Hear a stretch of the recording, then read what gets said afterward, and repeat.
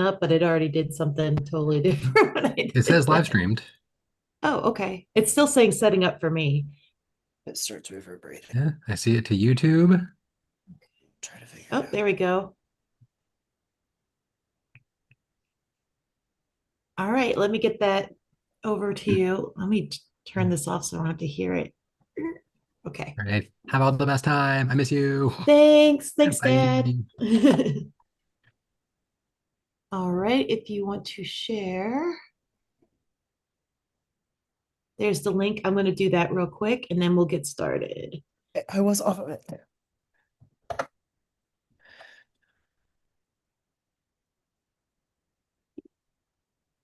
All right. So I don't need this screen anymore. Jenny with the fucking background. I know, Still, right? oh, Liz has one too. Mark and Liz both have it. I love it. We're Like gonna this is be, the perfect representation of Barbara, the before house. yep, I love it. All right, I will go ahead and get started. And then, guys, I do have the intermission lined out. So if we can kind of figure out if we need to do intermission or if we can want to go straight through, it's up to y'all. I know on Sundays we tend to just go straight through, but we'll figure it out. Hello, everybody. This is Ginger from the Not Ready for Quarantine Players, and we are here to do a script read of Beetlejuice.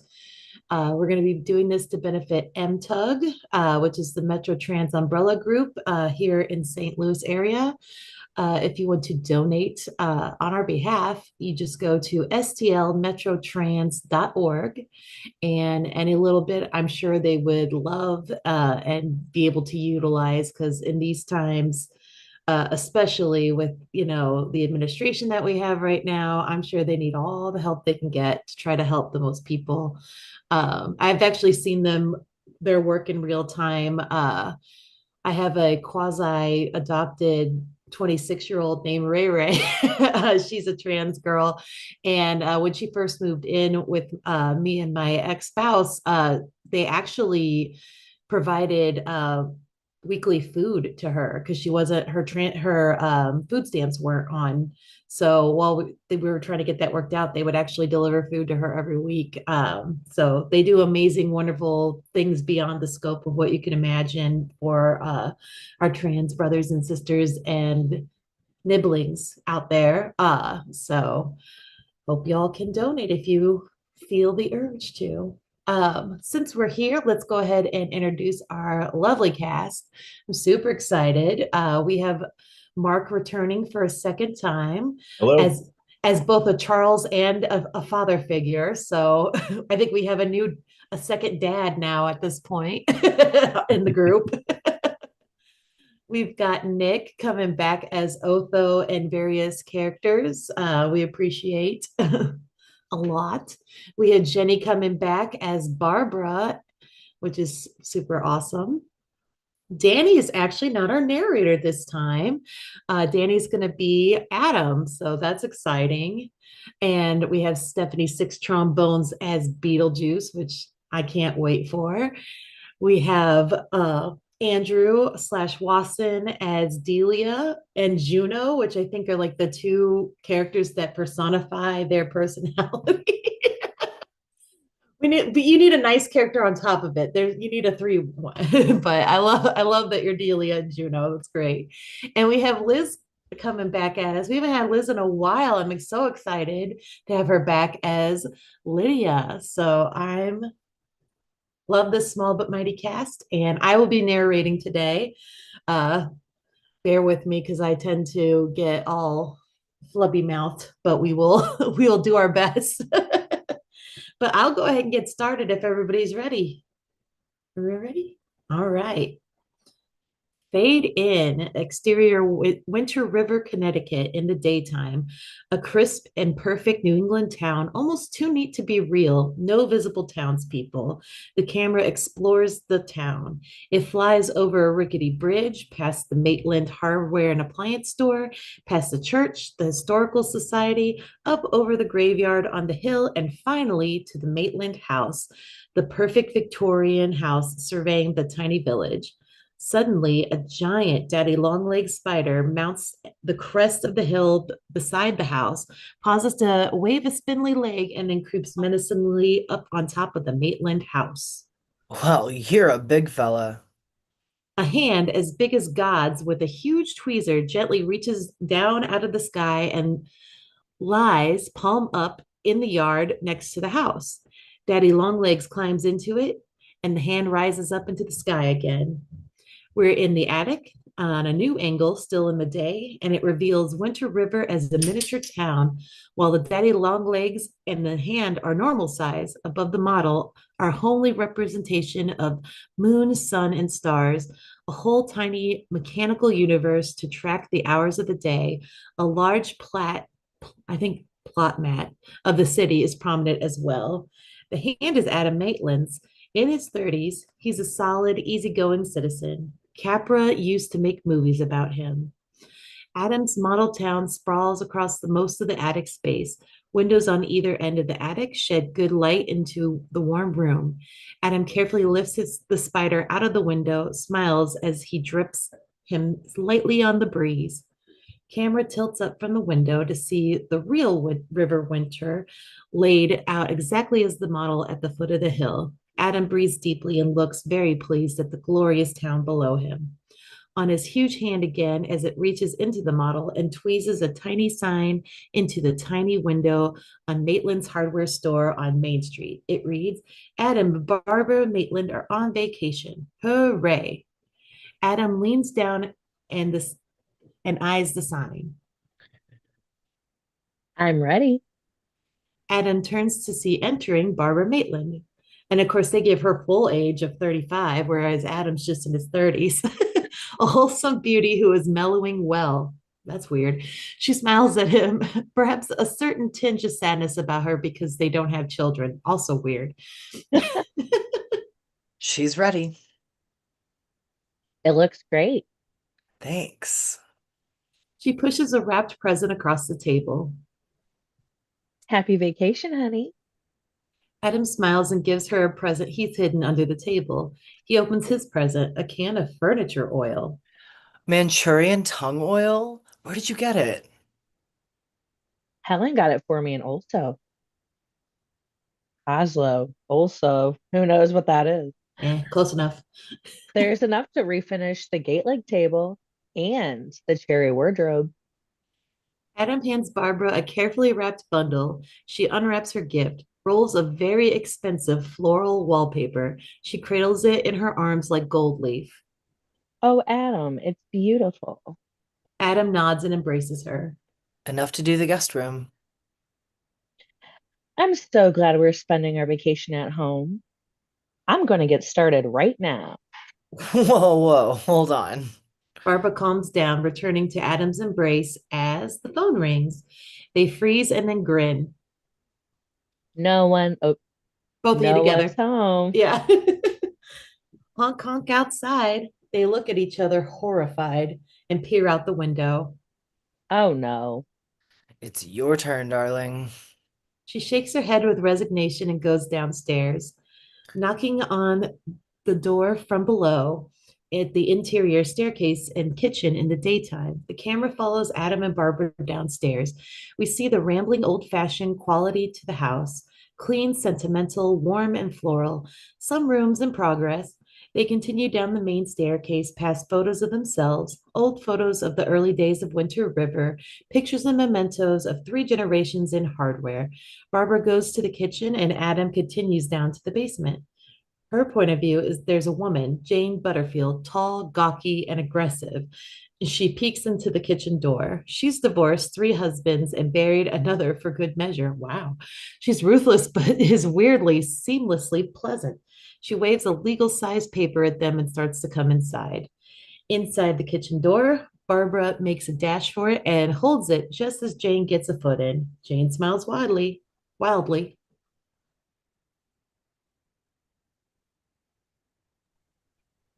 Hi, Barb. I'm glad I caught you. I heard you were on vacation.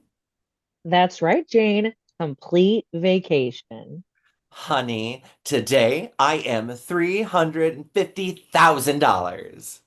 No, Jane, it's 6:45 in the morning. Look at me. Think of me as cash. The offer is really real from a rich man in New York who only saw a photograph. My buyer just made a killing in condos in Manhattan, but he's got a little stress problem. So he wants to bring the wife and kid to the for some old peace and quiet. That's what we're looking for too. Barbara Maitland, sweetie, just listen now. This house is too big. It really ought to be for a family. That hurts Barbara Ew. a little because Jane has all the audacity. She looks at Jane.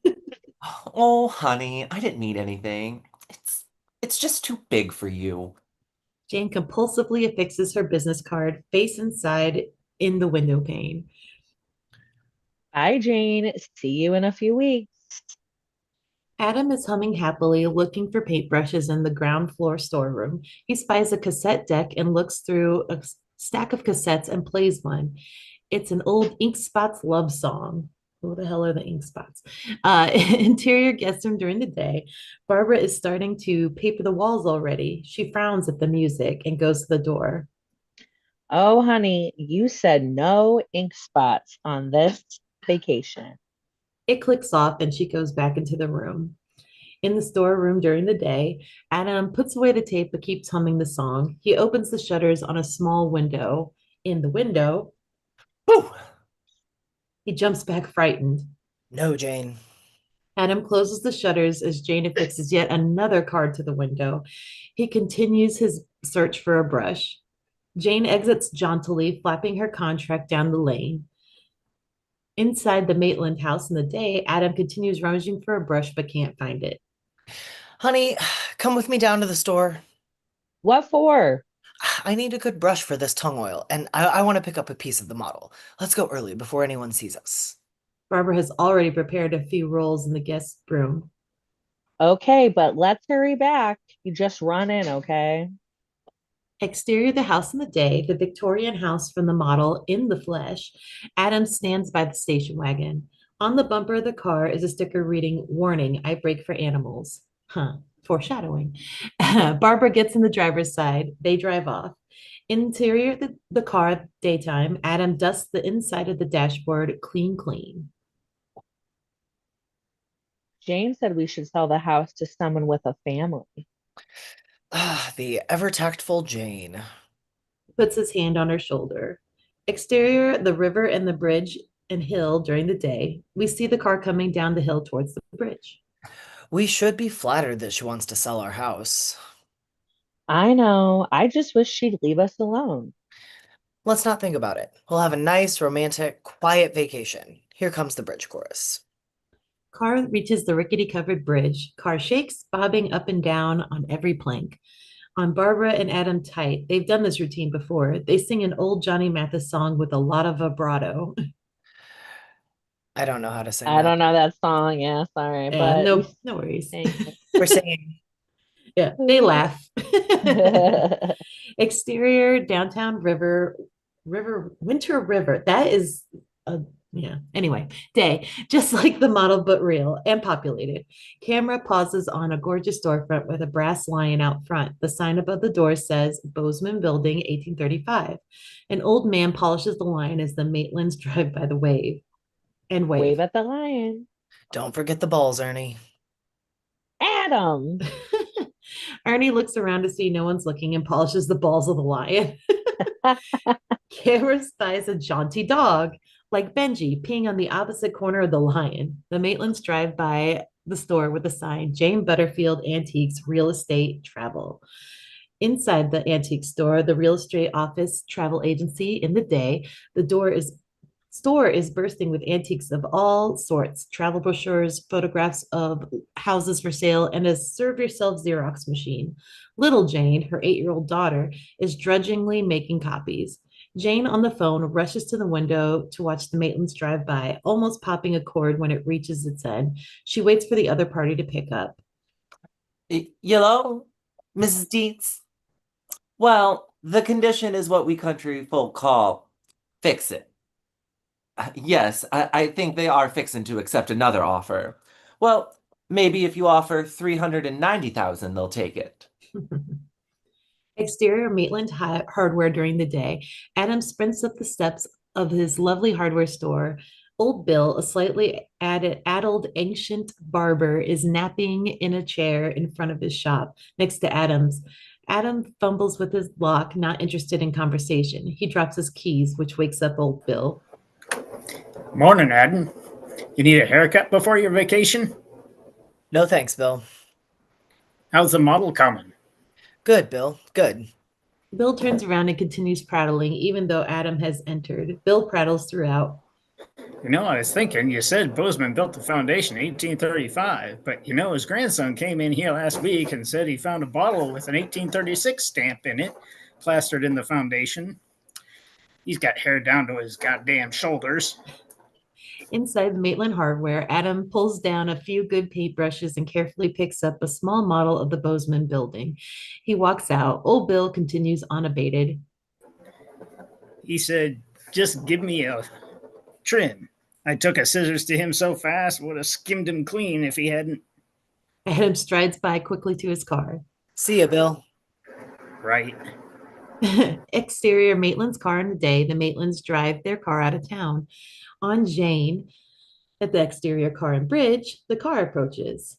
We're still looking inside the car, and 5 brushes sit on a seat next to Adam. He cradles a small replica of the Bozeman building, complete with the brass lion. It's a beauty. Yeah, it turned out okay. We applied for a historical plaque for it. That'll be the third one on Main Street. With all these historical landmarks in town, where are they going to put the condominiums? Oh, slow down there, honey. I don't want the vibration to weaken the model. Oh, I'm sorry. Barbara strikes to apply the brakes. Just before the bridge, the dog waddles out on the road, stops to pee, and Barbara swerves. As the car hits the rickety bridge, the speed is just a bit too much. Boards rattle and loosen. The car skews and catches in an open slot, careens to the right and then left at the bridge.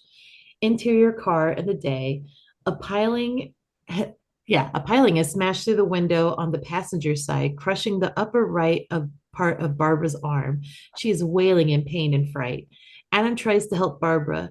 He tries to get out of the car. None of this succeeds. Exterior bridge and river in the day, the dog finishes, looks over at the car, walks across the bridge, and steps on the board which holds the car aloft. The car rocks back and forth for a moment and then slides toward the water.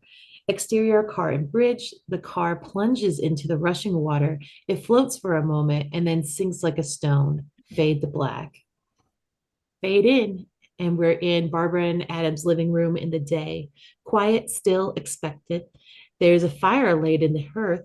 Suddenly, and for no apparent reason, it ignites and burns with a furious cheerfulness. Barbara and Adam enter, dazed, wet, and bedraggled. Something like this always happens when we try to go on vacation. Always. Adam leads her toward the fire. You'll feel better when you're dry. He holds out his hands.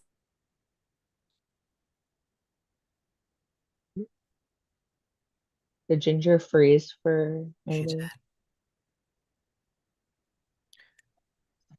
I was gonna say it always depends on what I always think it's me, the one who froze. Same.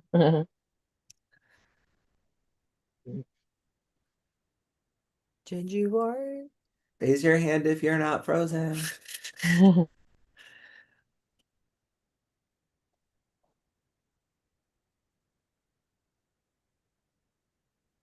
Okay, we can.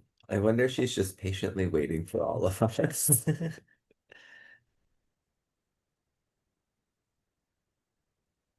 we go. Oh, Oh, It I made feel It like I was gonna say I feel like the plan was for Nick to take over narrating if while Ginger's going, if we wanted to do that. That's fine. I wasn't aware that was a plan. Oh, ha! Oh god, never mind. I thought I saw it in the group chat. I mean, it might have been I don't have the chat up because I don't have enough window space. Right, Um, okay. but I can. Where did we get to? He holds out his hands to be warmed. Barbara comes up beside him. All this time she's been.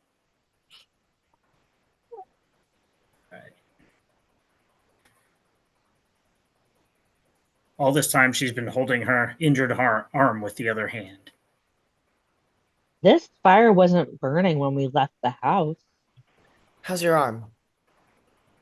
I'm not sure. It feels frozen. She holds her arms out to warm them. One hand catches on fire. Barbara's left arm. They stare at it dumbfoundedly before Adam regains his senses and snatches it out of the fire. Two of the fingers are burning like candles, and Barbara industriously blows them out. Oh, Adam. Cut to interior of the living room a few minutes later, day. They are sitting on the couch together.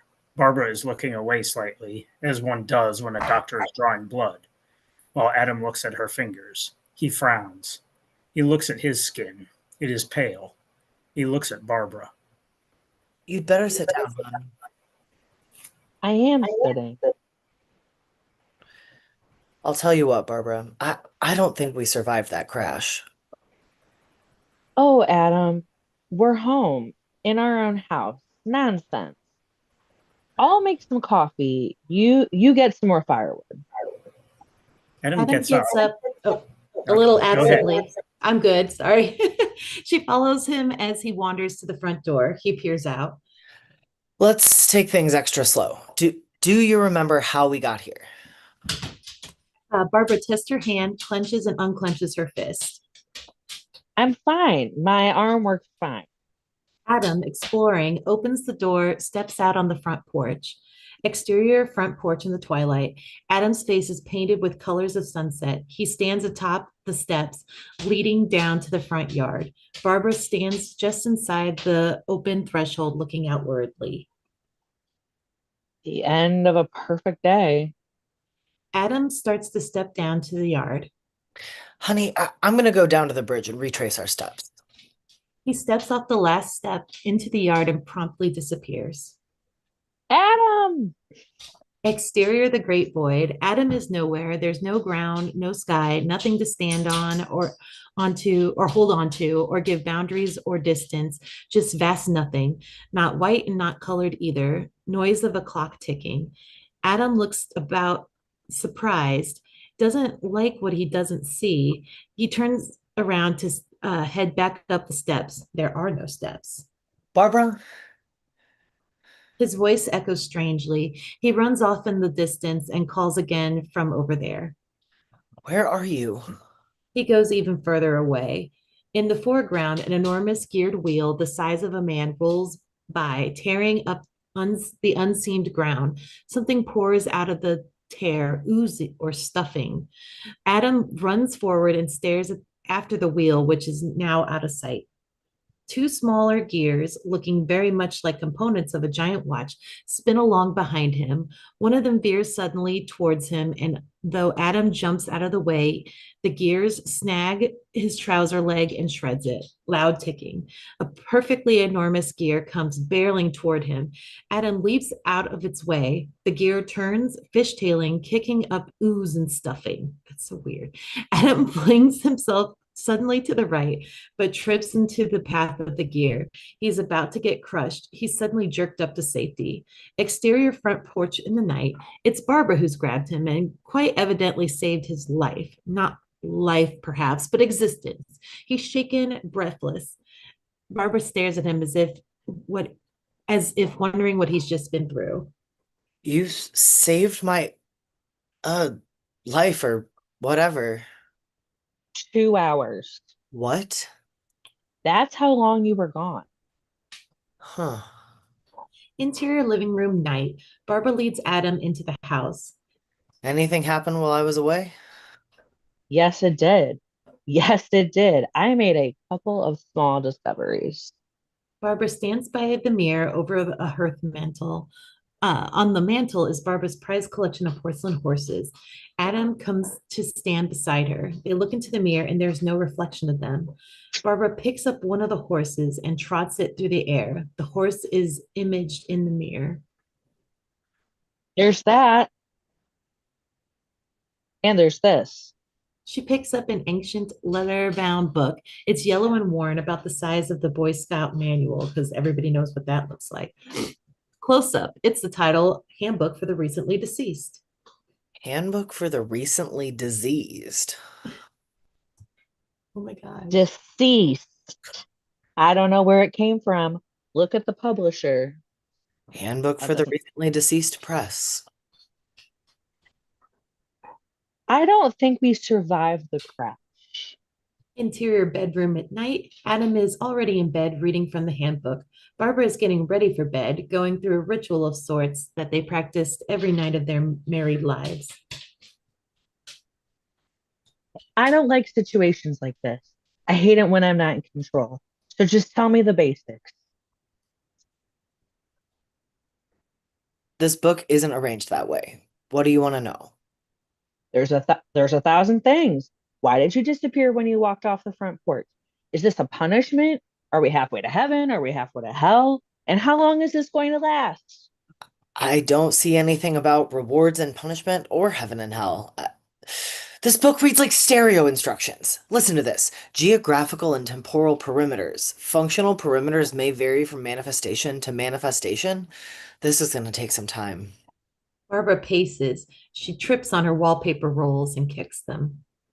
I knew I never finished the guest room. Adam, we just can't stay in here forever. They look at each other. The question hangs in the air. Can't they? Adam stands and walks to the window.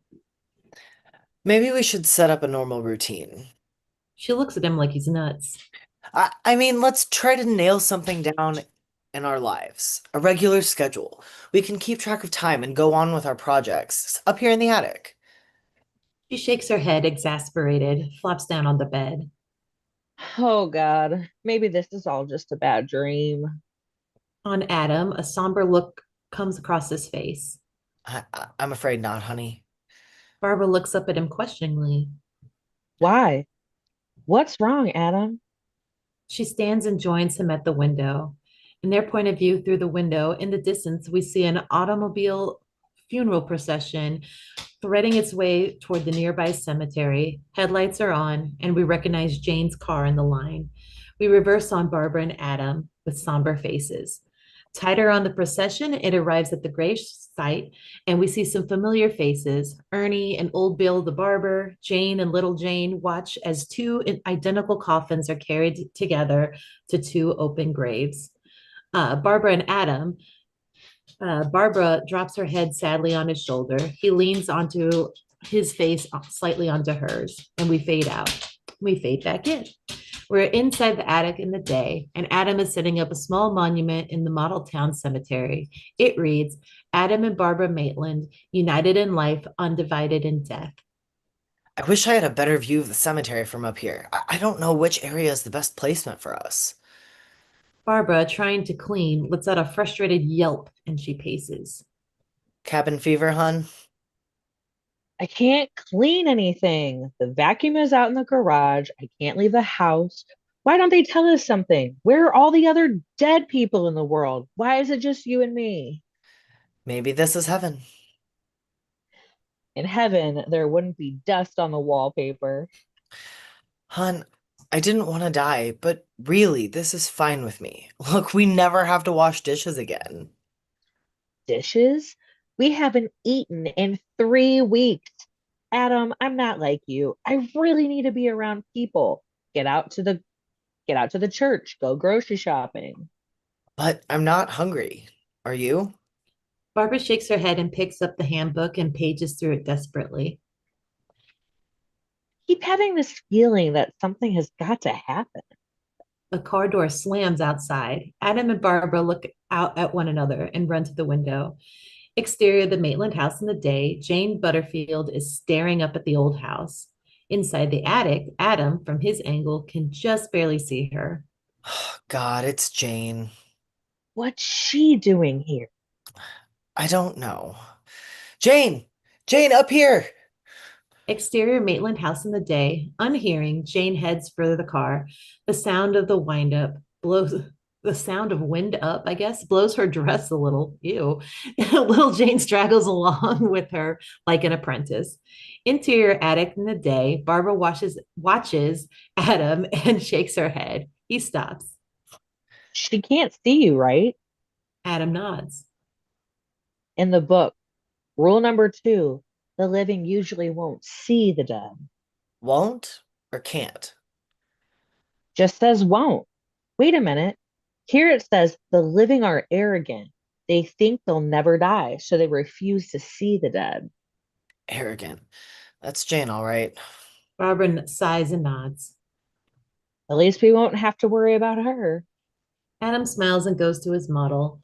Exterior Maitland house in the day. Jane drives away. The camera hinges to see a for sale sign. Across it, another smaller banner that reads, Sold. We cut to the interior of the master bedroom in the morning. Oh, now it's owner suite. I gotta remember that. The Maitlands are asleep. Camera explores the room a little bit. It is getting slightly tatty. Adam rolls over, pulling the covers off of Barbara, and we see that Barbara is hovering off on the side of the bed. An ominous rumble, like a 4.0 earthquake, shakes the house. Glass rattles, the ceramic horses on the mantelpiece jump around. Barbara falls to the floor. They look at one another with horror. They leap up and run downstairs. Inside the living room in the day, the rumble builds to a climax. There's a loud metallic squeal and then a surprise nutcake, just as Barbara and Adam arrive. The front door smashes open, revealing a moving van ramp. A 10-foot electric blue Italian leather couch slides down the ramp. On the couch sits Delia Dietz. The couch crashes. Oh my God. The couch crashes into the base of the staircase, smashing the newel posts and several of the balusters. Barbara cringes. One of the balusters falls at Delia's side. She grabs it like a scepter. Two moving men rush down the ramp. Sorry about that, Mrs. Dietz. Don't worry, it was going anyway. Delia is relentlessly New York, relentlessly fashionable, relentlessly thin, totally self assured. She is also a woman with a mission to gut Barbara and Adam's house and make it in her own very upscale image. Delia's gaze is on the living room, but she looks through Adam and Barbara as if they're not even there, which to her eyes, they're not. Still holding the baluster, Delia gets off the couch and moves into the living room, surveying it with an odd mixture of ambition and resolution. Behind her, the moving men bring in a matching blue leather armchair. In the armchair sits Lydia Dietz. Lydia, age 14, is a very pretty girl, but wan and pale and overly dramatic. She's dressed as she is in her favorite color, black. She's a combination of a little death rocker and an 80s version of Edward Gorey's Little Girls. Okay. She has a couple of expensive cameras around her neck and is already taking photos of the moving men. Lydia's cool. Lydia's sullen. Lydia is her father's daughter by his first marriage. Lydia is usually about half pissed off, but underneath, we like her a lot. The moving men still hold up the chair, waiting for Delia to decide where she wants it. Jesus, who lived here? The Waltons? We focus in on Lydia, calmly surveying the house. Delia signals wearily that the moving men can put the chair down anywhere. Get all this other crap out of here. Lydia hops down out of the chair and comes farther into the living room. Where is your father? Probably in the kitchen. That's the cue for Charles Dietz, who comes in through the swinging door and across the dining chair. A nervous but basically pleasant man, Charles Dietz is intent on attacking rest and relaxation with the same vengeance that earned him millions in real estate. The noise in that kitchen, noisy refrigerator, noisy faucets, we'll have to replace it all. I want no humming in the house. Lydia is exploring on her own, gazes around the living room with growing pleasure. She backs up for a good angle to photograph. The camera hinges, and she is standing with her back right up to Barbara, who is horrified at this creature. Charles enters. What do you think, honey? Delia hates it. Lydia gazes at a dusty maze of spider webs. I could live here. A movement makes Lydia turn around and scream. It is Delia, not Barbara. Settle down, Lydia. I wonder where we are going to get counseling for you out here. A violent falsetto scream turns the Dietz's family attention to the front window. Help! Oh, help! Otho's body wedged in the window frame, the short, stubby legs dressed in the world's largest pair of Giorgio Armani, isn't it Giorgio? Slacks protrude into the living room, waving frantically. Expensive Italian loafers are kicked off the feet. I'm hearing an echo of myself, so it's messing with me. Revealing a pair of expensive patterned socks. By their feet shall ye know them. It's Otho. Otho, why didn't you just come in the door? Otho's voice comes out as if from a great distance. It's bad luck, and I believe hugely in luck. Hold your breath and we'll pull. Delia turns to Charles and Lydia for help and doesn't get it, and at last pulls Otho into the living room single-handedly. All this while the moving men are variously carting out the handsome old furniture and bringing in the hideous new furniture.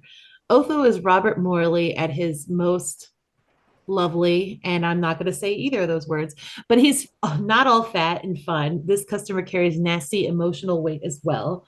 Otho holds onto the curtains for support as he is pulled through the window.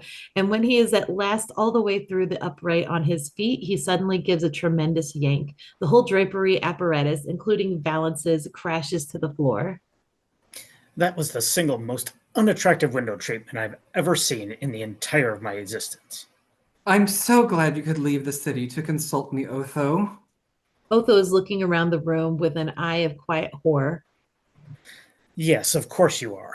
Well, Otho had an intuition, call it a hunch, that it was going to be a fabled monstrosity of a house. And it certainly is. Charles, you're lucky the yuppies are buying condos so you can afford what I'm going to have to do to this place. We are talking from the ground upsville. That's fine, Otho. Just keep me out of it. I'm here to relax and clip coupons. And God damn it, I mean to do it. He exits to find solace in a quiet corner of the house. During this speech, Otho has been surreptitiously posing for Lydia's camera, and she clicks the shutter. Is the rest of the house as bad as this? The rest of the house is probably worse. When can you and I get started? No time like the present, as my wicked stepmother used to say. Out of the pockets of his size 56 Giorgio Armani jacket, Otho takes 2 cans of spray paint, the kind the graffiti artists use, and shakes them as if they were castanets. They certainly sound like it. Delia, let's get this show on the road. Interior, Interior upstairs hallway. At one end, near the stairs leading up to the attic, Barbara and Adam are slumped against opposite walls. Adam, we are in hell. I hate these people. They make Jane look good. Is this a punishment for something we did in life? What can we do? We're not completely helpless. I've been reading the book. There's a word for people in our predicament, honey. Barbara looks at him. Ghosts. Barbara is shocked at the reality. Otho and Delia come up the stairs at the end of the hallway. We're dealing with negative entertainment potential here. I mean, there's absolutely no organic walking flow through. Otho looks down the hallway. It's empty. Adam and Barbara are no longer there. What's wrong? I thought I saw something. Delia turns and spray paints on the wall in luminous orange the word mauve. Okay. Oh, you read my mind. I love clients who can read my mind. I don't think people realize how strong a connection there is between interior design and the supernatural. I know. I read your book, The Haunted Tapestries of the Waldorf. Good. Delia opens the door and they step inside another room. This will be Lydia's room. Inside Lydia's room in the day, it's not Lydia's room yet, of course, because it still has the Maitland's furniture in it. Barbara had partly wallpapered it before the accident. Her tools are still there. What do you think? Viridian. Iridian. What is... Otho spray paints the word Viridian on the wall, plus the word blue green and the CR203 right over a picture of Adam and Barbara as kids. Blue green, hydrated chromic oxide. Remember, I'm schooled in chemistry. I was a hair analyst, briefly. Interior design is a science, Delia. Think of me as Dr. Otho. And this patient is truly sick. Of course, her favorite color. How beautiful. Delia smiles. Behind Delia and Otho, the room's closet door swings open and an ominous creak. Delia and Otho turn that way with the suggestion of dread. Inside the closet, Barbara's corpse is suspended from the ceiling by a belt. The corpse twists with a creak, and Barbara grins ghostly and slowly tears off her face, leaving nothing but muscle and bone beneath. Her eyeballs dangle on her cheeks. Delia and Otho stare aghast. Oh my God. We just have to pray that the other closets are bigger than this one. He walks over and looks inside. Were these people dwarves? Ooh, look! He finds, neatly hung in plastic, the Maitland's wedding outfits. Totally captivated by this powerful image, he peers through the plastic at them, holding each one up to Delia. Barbara watches wide-eyed at them. Ozzy and Harriet, what happened to these people? Delia slams the door in Barbara's contorted face. They died. Inside the house at the same time, Delia and Otho come out of Lydia's room and go through the basement. Disgusted, they continue to the study. Otho reaches out and turns the knob, and the door swings ominously open on Charles's study. This has been Adam's reading and birdwatching study. Bird posters on the wall, books everywhere, straight out of Better Homes and Gardens, 1963. Oh, deliver me from LL Bean. The angle, there's one slight difference, however, because on the rag rug in the middle of the floor lies Adam's headless corpse, standing over him, holding in one hand a long knife, and the other, Adam's blood and gore dripping head, is Barbara, with a maniacal look on her face. Behind them, Charles is thumbing through Adam's Abaddon collection. He sits up like a cornered animal protecting his territory. This room is off limits. I don't want either of you to touch a piece of furniture in here. This is my room. Inside the room, the eyes of Adam's severed head open and look at Barbara. She stops screaming. They don't see us. They can't hear us. Outside, Delia is shaking her head. The woman who lived here had the aesthetic instincts of Betty Crocker. I'm going to get her. I cannot convey to you the extent to which this house bores me. Once you cover up the wallpaper, knock down a few walls, alter the traffic patterns, and perhaps think about an in-ground pool, the place might just be livable. What's on the third floor? Attic space. Let's see, we could turn that into a media room. They head up the stairs to the attic. Inside the study at the same time, Adam's head has a look of terror on it. Oh God, I forgot to lock the attic door. Adam's headless body jumps off the floor and brushes out of the room. Inside, interior staircase to the attic at the same time, Otho and Delia climbing. The headless corpse careens past them around the bend in the stairs and out of sight. Did you feel something? Delia shakes her head. I felt a cool wind. The expression on Otho's face suggests he knows more than he's telling. Inside the landing, outside the attic door at the same time, the headless corpse rushes through the open door into the attic. Interior attic at the same time, the headless corpse slams the door shut, turns the key into the lock, then he slumps against the locked door in an exaggerated stance of relief. Interior attic landing at the same time, Delia tries the knob, and the door is locked. You don't have a key? Maybe Charles does. I have a feeling there's some very interesting space behind this door. Probably the world's largest Reader's Digest collection. Come on, let's have some Chablis, Otho. I'm laid bare by this experience, entirely bare. In their study at the same time, Barbara still holding Adam's head, Charles still calmly leaping through the abaddons. Whew, that was close. I cannot witness this. Barbara distractedly puts Adam's head on a bookshelf. His headless body fumbles with the books and finally reattaches the head. Inside the study in the daytime, Adam turns away from the window. Barbara, fuming, moves around Charles, making wild gestures. What's the good of being a ghost if you can't frighten people to death? Oh, honey. No, I'm not putting up with this. She storms out of the room. Inside interior kitchen, moments later, Barbara storms in as if straight from the room upstairs. She heads straight for the back door. Just as she opens the door, Adam rushes up. Barbara, honey, don't go out there. You don't know. Nothing can be worse than this. She flings the door open and steps outside. It promptly disappears and promptly Barbara! disappears. Exterior surface of Saturn's moon, Titan, in the day. Barbara plunges into the dusty surface of Titan with an enormous Saturn looming in the sky. She looks around with wonder and some fear. A sulfur volcano erupts in the distance. A meteor crashes with a lurid explosion. As from a great distance, she hears Adam's voice like thunder. Barbara! She turns slowly in the yellow dense sand that covers the surface of the moon of the distant moon. Barbara's point of view, Adam is trudging towards her. Behind him, hovering, isolated in the air, is the kitchen door.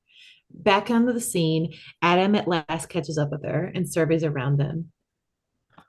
Oh, Adam, find somebody. I'm getting all yellow. Do something. Behind them, something is burrowing rapidly toward them through the sand. The something could be right out of Dune. Adam and Barbara stare for a moment, and then Adam grabs her and pulls her towards the kitchen door.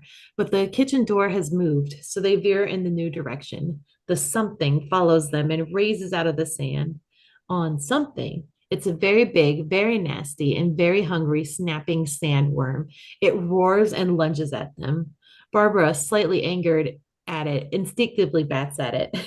The sandworm is momentarily stunned at Barbara's audacity. It freezes and shakes its loathsome head. Barbara bats at it again. Adam is wide eyed and tries to pull her away. The sandworm recovers and roars after them. Adam grabs and tries to escape, but they slip and sink in the sand. They make it to the door just in time, swing it open, and hurl themselves through. The door shuts with a bang just in front of the roaring sandworm.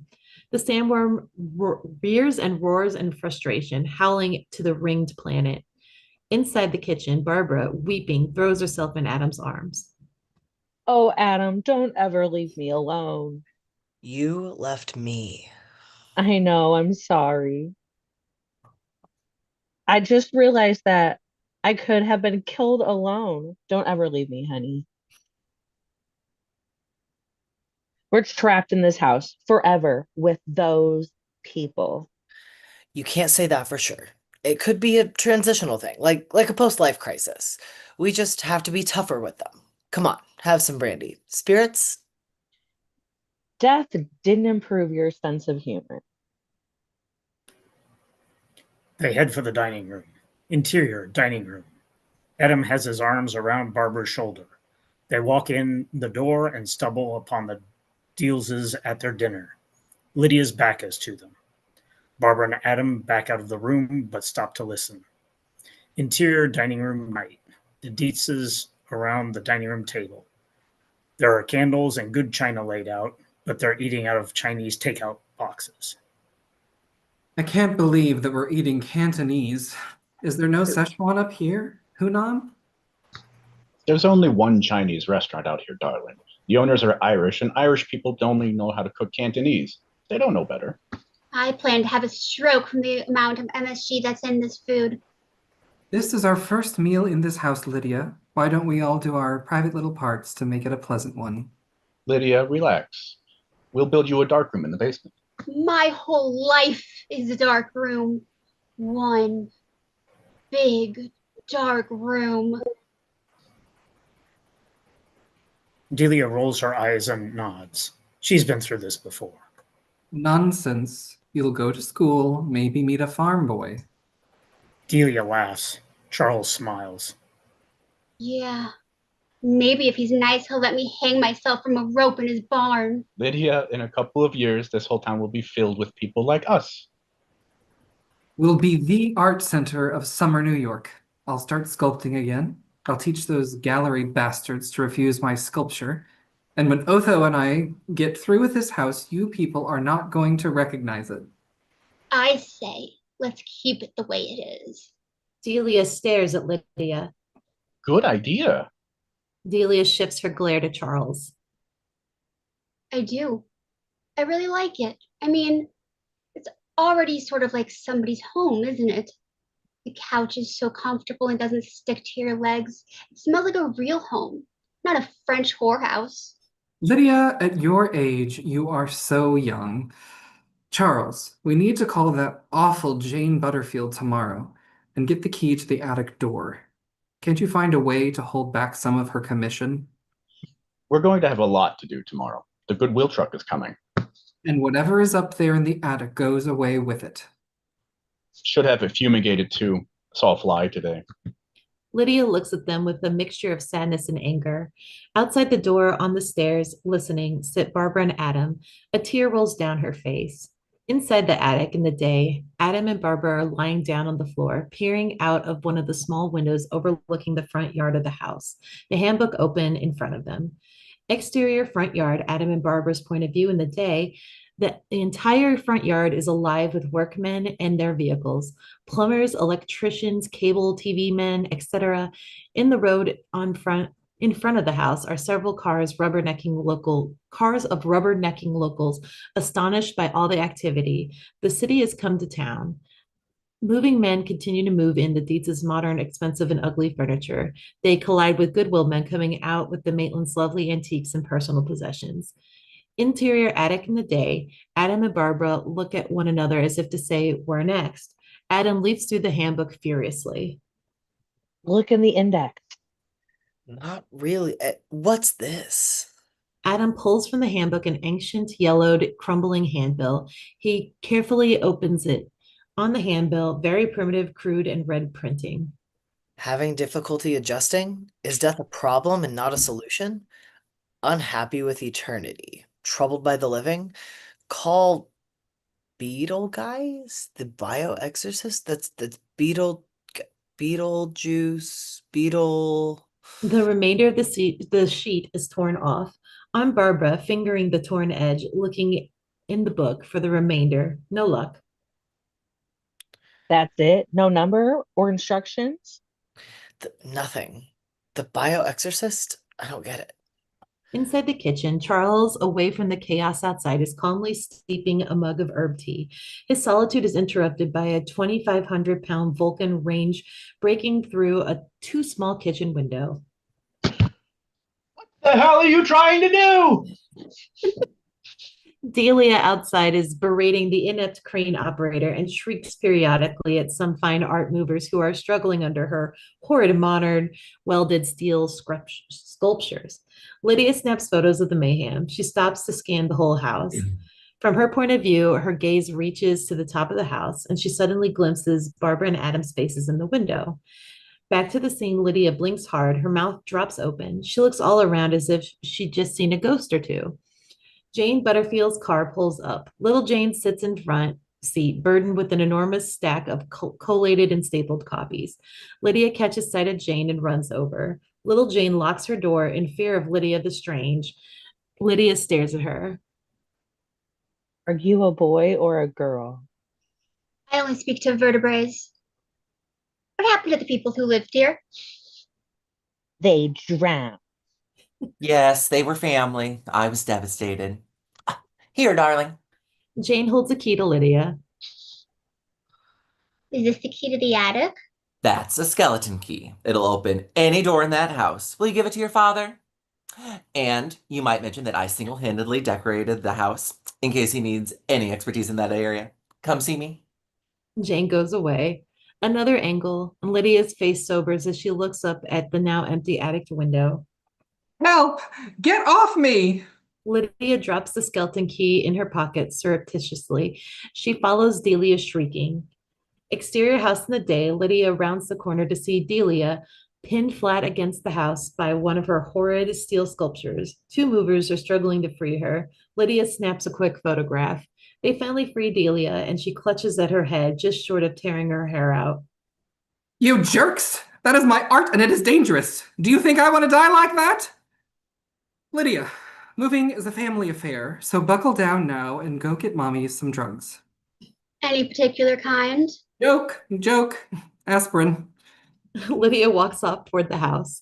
Inside the attic in the day, Barbara is half hiding on the edge of the window. That little girl saw us, She couldn't have. We can't make them see us. but she saw us. I could feel it. That's all we need.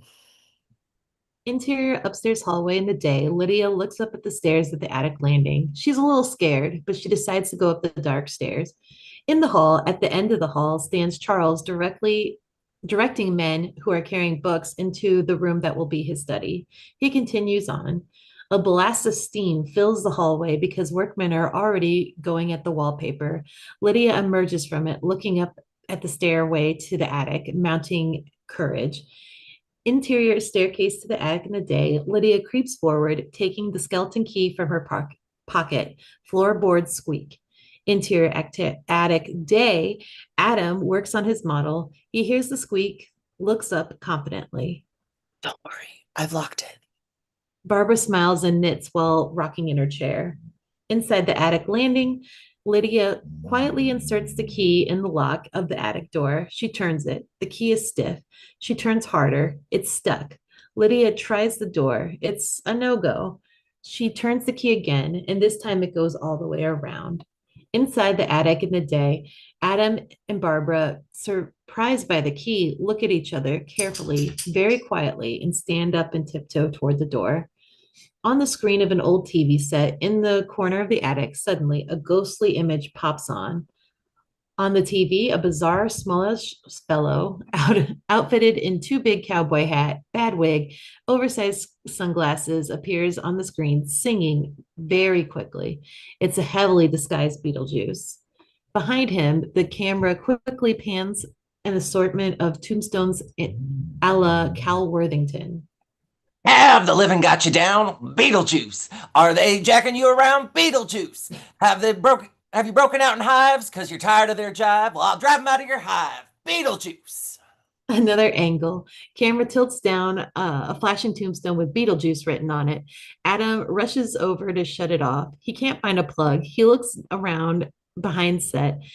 No workings inside at all. He peers around the screen. It is blank. Suddenly, Beetlejuice pops on again.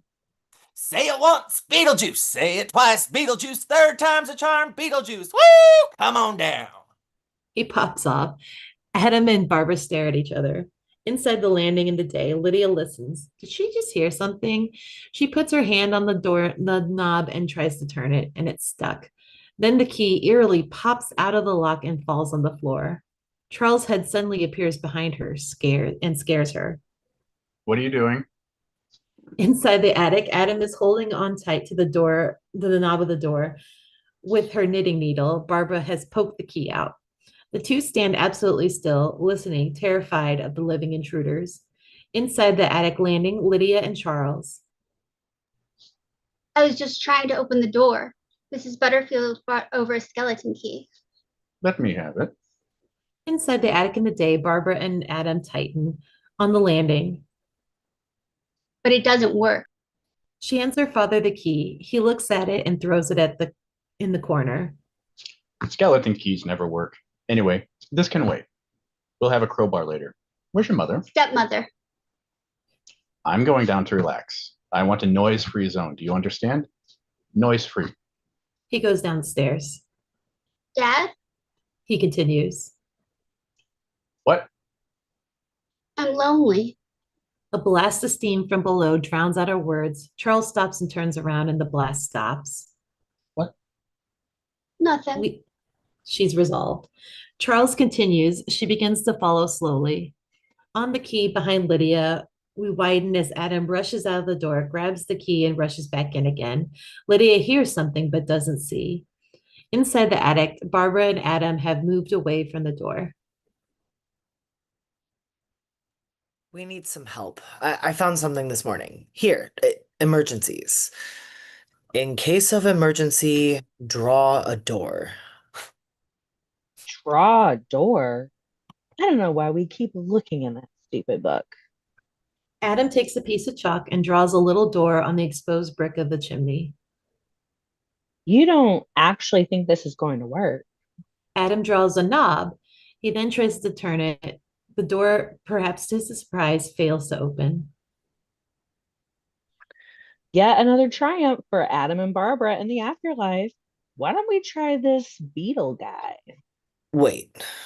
He looks back and then writes on the door, knock and enter. He exchanged a glance with Barbara. She's even more skeptical than before and turns away in disgust. Adam knocks on the door and turns the knob. Nothing. She is more disgusted. Adam goes back to the book. Aha! Knock 3 times. Another angle. He knocks 3 times, turns the knob. The chalked door swings magnificently open. Behind is an eerie light source, soaring music, maybe even a heavenly choir singing pear-shaped syllables. Barbara and Adam look at each other again. They hold hands and tentatively walk through. Their figures are lost in the blinding light. They start to shut the door after them. On the attic landing, Lydia is staring at the light pouring from under the attic door, and it suddenly goes out. Lydia is dumbfounded and she listens. She speeds down the steps. Inside Charles's study in the day, Charles, fiercely intent on relaxing, paces like a catfish out of water. Ralph Lauren in Kmart. He stretches. He sits uneasily in a chair, tries like hell to get comfortable, and finally he pulls a book under his bottom to get it sitting straight. He looks around, tapping his fingers. What to do? And he looks at his watch. He takes down a book from Adam's library. It is an Abudan book of birds. He whips through it like it's the comics and then looks around for more. He finds the illustrated Walden by Thoreau and speed reads it. He is really bored. He goes to the fireplace, tries to light it, can't do it, goes to the desk and writes, Otho, install gas fire logs and study. He studies the bird posters, finds beautiful cardinal picture, takes field glasses and looks out the window. From his point of view, he spies big, ugly looking ratty bird devouring something. And Charles is horrified. He wrinkles his nose. Lydia enters and he jumps. Jesus Christ. Lydia is shocked. Darling, can't you see I'm relaxing in here? Well, I just wanted to tell you what I saw. Lydia, what the hell is the point of my moving up here if you people won't let me relax? Go help your mother. Charles returns to his field glasses and spies something. She looks at him in frustration. Fine. Maybe you can relax in a haunted house, but I can't. She exits, and Charles peers after her, brow furrowed, looks out again at the village, uses his field glasses to get a better look. His point of view, it is the Bozeman building. Ernie is out polishing the brass lion. Charles thinks. He moves the field glasses to punctuate his discovery of the building. His eyes never leave the field glasses through the following. Nice building, bad paint. Good lines, bad roof. Good parking. That really registers with him. Without looking, he dials the familiar number on the phone with one hand, lifts the receiver. He clacks his teeth together purposefully. Botco International. Yes, I'd like to speak with Maxie Dean. He's not in right now. We'll tell him Charles Deep's called. He hangs up and continues to spy on the Bozeman building and clacks his teeth. My God, what I could do with that parking. We dissolve to a tight shot of Barbara and Adam. Very still, they look cautiously to the right and left, just with their eyes. They're astonished by what they see, though we don't see it yet. Not what I expected when we walked through that door. No, but it's somewhere without big worms. Camera draws back and we find that Adam and Barbara are in the waiting room in the daytime. The most unpleasant waiting room that you ever remember waiting in.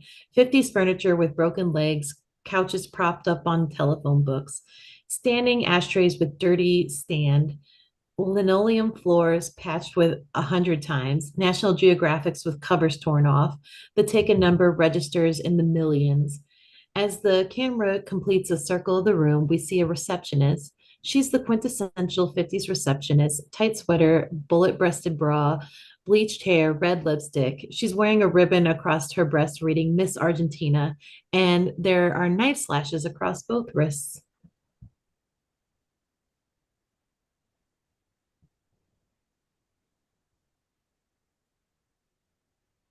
Oh, we can't hear you. You want to yell? Yeah, come over there.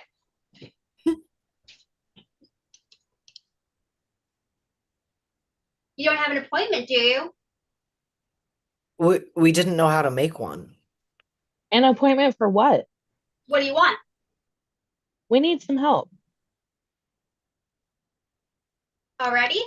You just bit the big one 9 months ago and you want help? 9 months. What difference does that make? Good luck.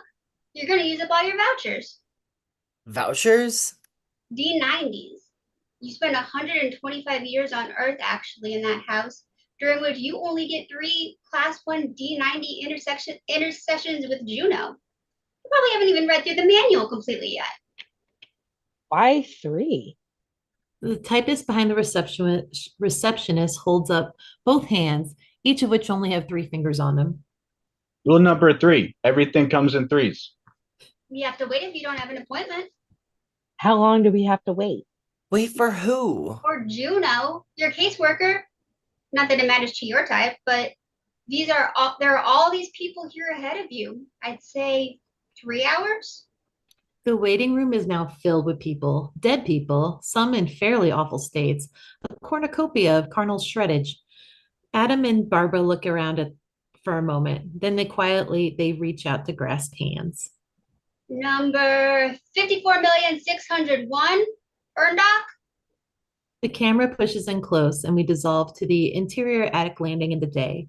Lydia kneels down with a screwdriver, a nail file, an ice pick, and a credit card. She inserts a nail file into the door. She struggles and after several attempts finally uses the ice pick and pop, the door swings open ominously. Inside the attic in the day, Lydia enters. The room is dim and filled with dust mites. There are shadows in all the corners. She bumps into a switch which engages the model sun and moon and that eerily eliminates the model town. She's frightened and then entranced. She peers at it from different angles, her fear forgotten. She notes small tools scattered around an unfinished area. She continues around the model, oblivious to everything else. And then she kicks something, ducks under the table and comes up with something, holds it up to the light. It's the handbook. She looks through it, finds the marked page, looks at the chalk door. Inside the office in the day, Barbara and Adam are still holding hands as if they hadn't moved, like waiting for an IRS audit. Is this what happens when you die? The receptionist overhears and she points at Barbara. This is what happens when you die. This is what happens when he dies. This is what happens when they die. It's highly personal. And I'll tell you something, if I knew then what I know now, I wouldn't have had my little accident. She holds up her wrist and, smiling at her little joke, wriggles them, indicating her slashes. Amen. Amen. Barbara and Adam look at them. Corpses resume doing what they were doing. A grinding noise is off screen and the receptionist looks up. Barbara and Adam also look off screen. From their point of view, a message delivery wire grinds along loudly on a pulley. The actual message is held in the hand of the messenger, a flattened corpse, suspended as if on a shirt clothesline, tire marks on his face and clothing, a major roadkill. Dust and gravel ground into him. He smiles wanly at Barbara and Adam as the receptionist takes the message on a piece of paper and reads it. Maitland, party of 2? Take your handbook and go to the 6th door. Barbara and Adam, upset at the loss of their handbook. We forgot our handbook. We cut to the inside of the attic in the day. Lydia is studying the handbook with intense interest. Lydia, Delia needs your help. Lydia gives one more look at the book and then goes to the door quietly and silently. Right now, Delia says. Inside the office in the day, Out that way, through the typing pool, down the corridor, sixth door on your left. Sixth door. 2 3s. Airhead. Adam and Barbara walk through a door. Inside the typing pool in the day, a vast room of desks arranged in a grid straight out of How to Succeed in Business.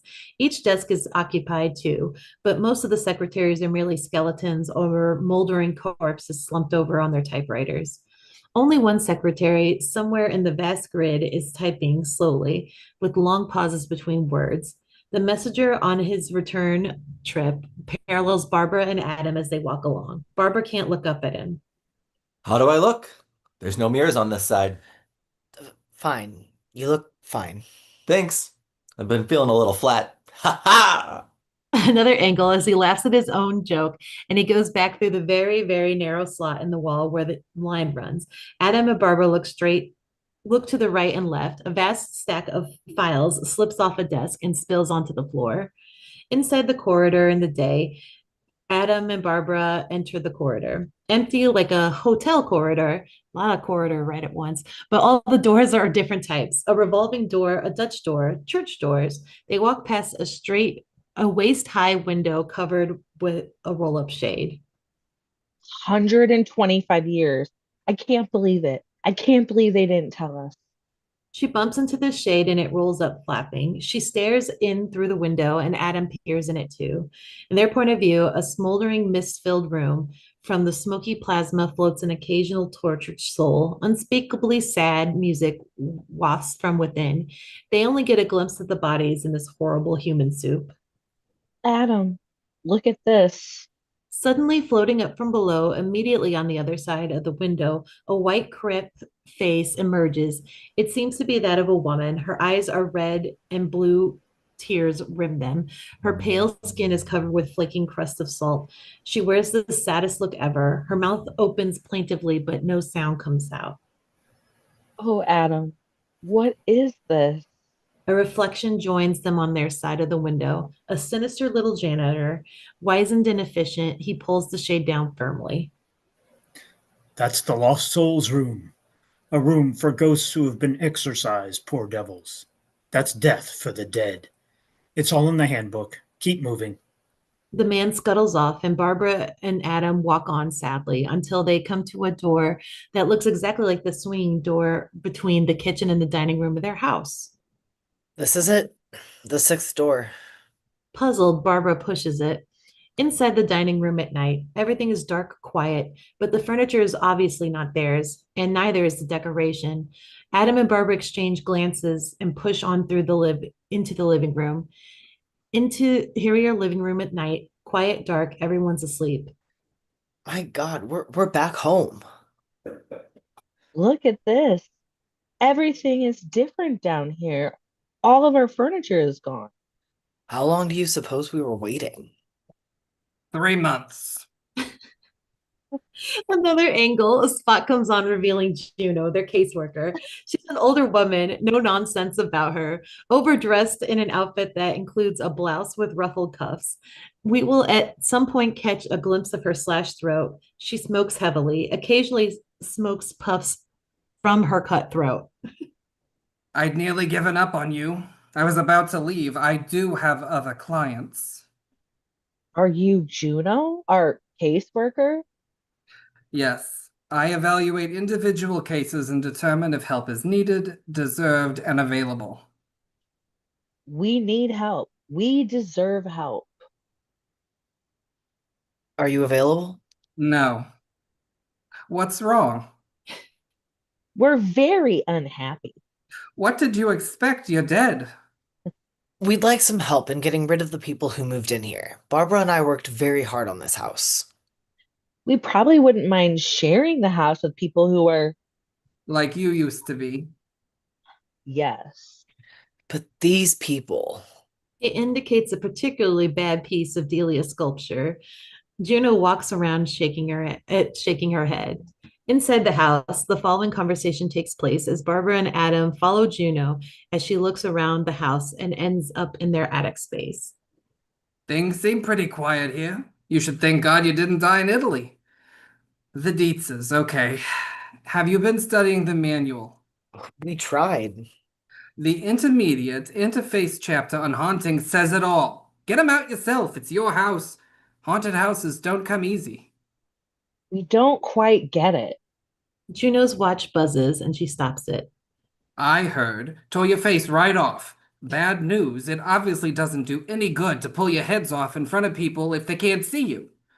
We have to start simpler? Is that it? Start simply. Do what you know. Use your talents. Practice. We only help those who help themselves. Just do a little at a time, and of course, practice, practice, practice. It's tricky, but you weren't murderers by any chance, were you? No? Pity. Murderers seem to have an easy time of it. Just look at Amityville. He was one of my boys. Didn't have to give that one any lessons from day one.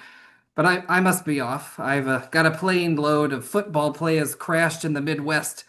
They need a lot of help just with the basics. Points at her head, indicating dumbness. If we have any trouble, what about the guy in the flyer? Beetle. Don't say his name. You don't want his help. Adam and Barbara look at each other, puzzled. Well, we might. Inside the attic at night, Juno peers into the model cemetery with interest. A fly buzzes around her, and Juno blows it away. Flees. No, you don't. He does not work well with others.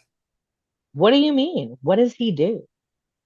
A grave look comes over Juno's face as the light changes to suggest someone telling a ghost story around a campfire.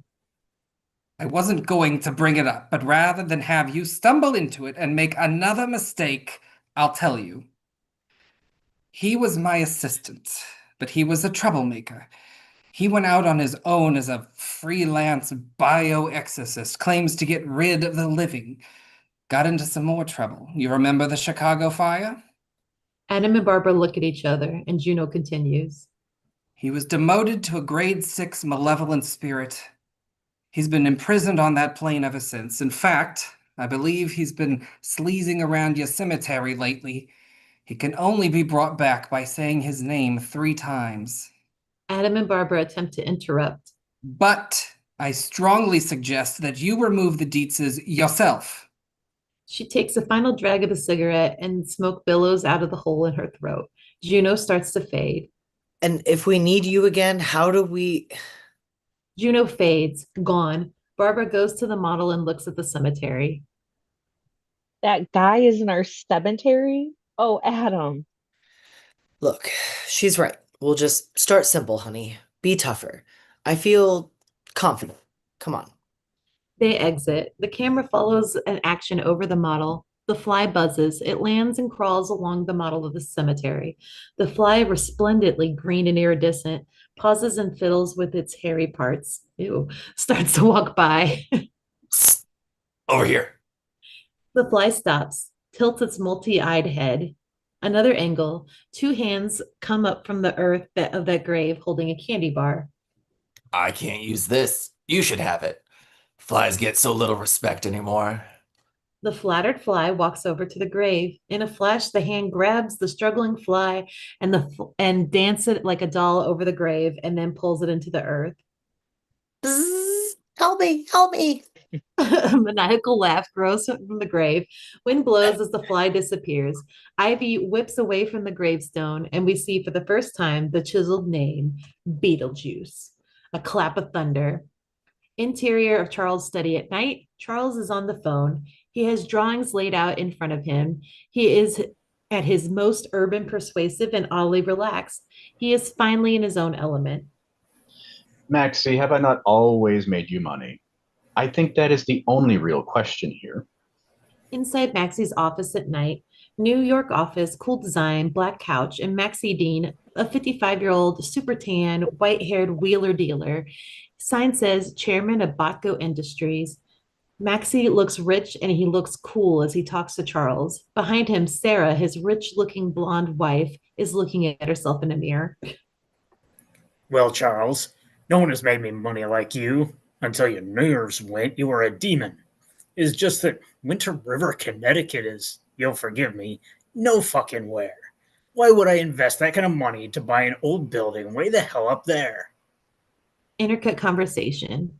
Not a building. That's the beauty of it. I think we can buy the whole town. The people don't know the value of the property. Then we own a whole town full of nowhere. No, no. Come on, Max. You know me. I've got plans. You got to come up here and see, then I'll tell you about it. Maxie isn't much interested. Well, sure, Charles, but I am busy here. You know how it was when you were active. This burns Charles, but he swallows it. He hears something in the corridor outside, like a low moaning. Just a minute, Maxie. Somebody. No, listen. We'll talk about this visiting later. I gotta go. I got a meeting on the Japanese joint venture. Great idea, Maxie. Those Japanese could run it for us. Listen, think about it, right? Will you? We've almost got the house ready. You bring Sarah with you, and I'll show you. Yeah, we'll think on it. Bye, Charles. You relax up there, you hear? Maxie hangs up and shakes his head. Putz. Into river, my ass. Interior of Charles' study at night. Charles hangs up frustrated. The moaning increases. He goes to the door and flings it open. A figure is right there in the doorway, a ghost under a sheet, but a designer sheet. He wails away like a banshee, eye holes cut in the sheets. Charles jumps and recovers. Oh, Jesus, Lydia. This Connecticut's so boring that you have to think up shit like this. On Barbara, she stands back away from the door, observing skeptically. I had Maxie Dean on the phone. Darling, Dad's found a way to make so much money here while I relax. So scram. He slams the door, turns around, and turns it again and jerks the door open. The ghost is retreating, beaten. And your mother is going to kill you when she sees that you cut holes in her $300 sheets. You provoke her, you know. I mean, she can be an unreasonable bitch, but you do provoke her. He slams the door again. Interior upstairs hallway at the night. Adam helps Barbara on with her sheet. God, this is so corny. Have we been reduced to this sheet? Think of them as death shrouds, and the moaning is important. Really moan, oh, practice, practice, practice. Interior of the master bedroom at night. Television is still going and Delia asleep with curlers. Adam and Barbara glide inside and go over and stand beside the bed. Deep breath and Interior of Lydia's room at night. She has her ever-present camera around her neck. Suddenly hears moans from her parents' room. Thinking it's sexual, she cringes and covers her ears. Gross. How could I stand that woman? Hey, cut it out. I'm a child, for God's sakes. The noise gets weirder. Lydia gets interested. Interior owner suite at night. Adam and Barbara moan and groan. Delia doesn't stir. I feel really stupid. it's not stupid. We're ghosts. Do you want this woman for breakfast for 125 years? Moan louder. Barbara moans louder and more weirdly, and Delia stirs, sits up, but doesn't open her eyes. Adam and Barbara are excited then, disappointed as Delia fumbles on the bedside table for the remote control device and without opening her eyes, turns off the television set. Then she turns over and is lost to the world totally. Barbara sighs. She and Adam walk toward the door. When they open it, however, Lydia is standing there in her pajamas. She snaps a flash Polaroid, and Adam and Barbara jump backwards with yelps of fright. Sick. Sexual perversion. If you're going to do weird sexual stuff, you want to stay in your bedroom, okay? Lydia starts back into her room, then looks at a developing photograph. Something catches her eye. Lydia yelps with fear. Holy cow. No feet. She screams. Adam and Barbara scream. Lydia rushes back towards them and starts flashing pictures. Adam and Barbara run around and are pushed into a corner. Polaroids fly everywhere. Lydia runs out of film and she stares at them, panting with fear. A standoff. Are you guys the ones who've been hiding out in the attic? We're ghosts. Barbara moans. Oh. What do you look like under there? Adam and Barbara pull shut bedroom door and go out into the hall as if to keep from waking Delia with their conversation. Interior of the upstairs hallway at night, all three of them stare at each other tentatively. Aren't you scared? Oops, sorry. I'm not scared of Ralph Lauren. Those are sheets. Are you gross under there? Are you Night of the Living Dead under there, like all bloody veins and pus?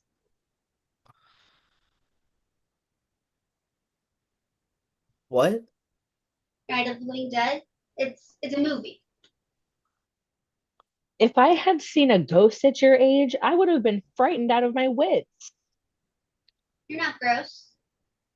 Why were you wearing a sheet? We're practicing. Wait, so you can actually see us without the sheets? Is this like a trick question? Tell the truth. Of course I can see you. Nobody else can. I'm wearing contacts. Oh. Also, I read through that handbook for the recently deceased. It says live people ignore the strange and unusual. I myself am strange and unusual. You look like a regular girl to me.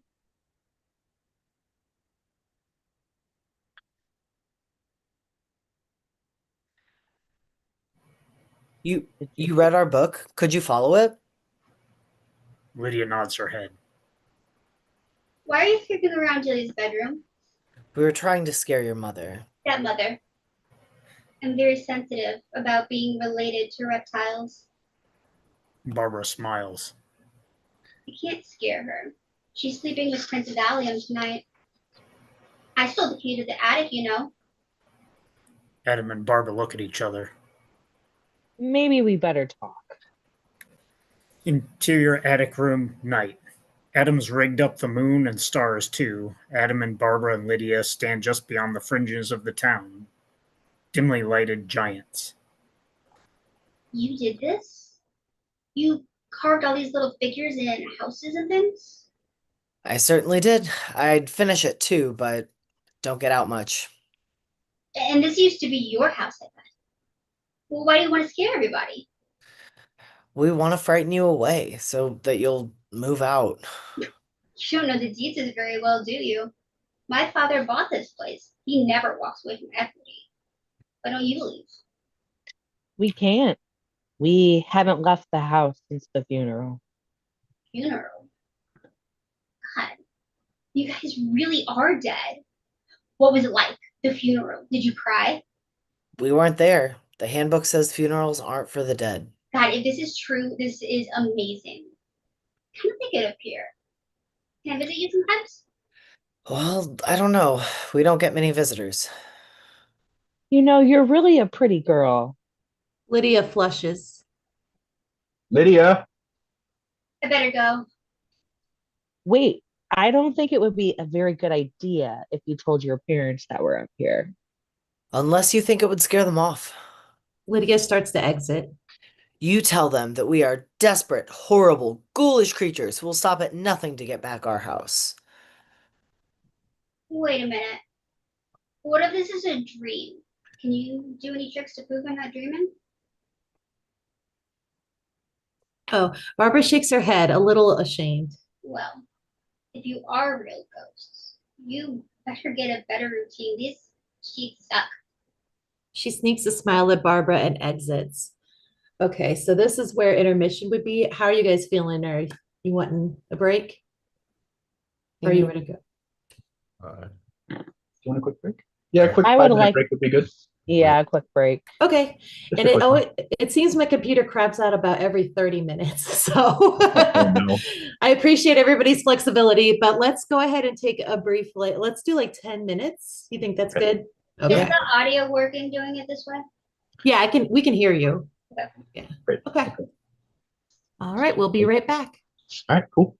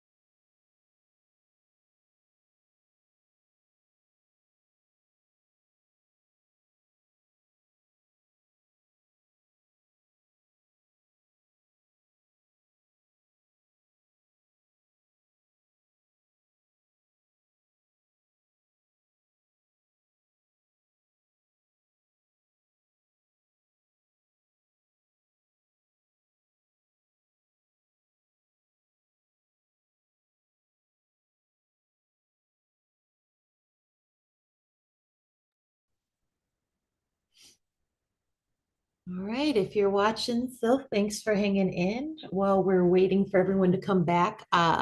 Just want to plug our charity again, Metro Trans Umbrella Group in St. Louis area. If you can find it in your heart to donate or have the funds to do so, it's stlmetrotrans.org, and they help trans people throughout the area in the Illinois, Missouri side and St. Louis metro area. So yeah, we support. That's usually kind of our default charity when we can't think of anywhere else to donate to. So, all right. We just got a couple more people and then we can come back into it.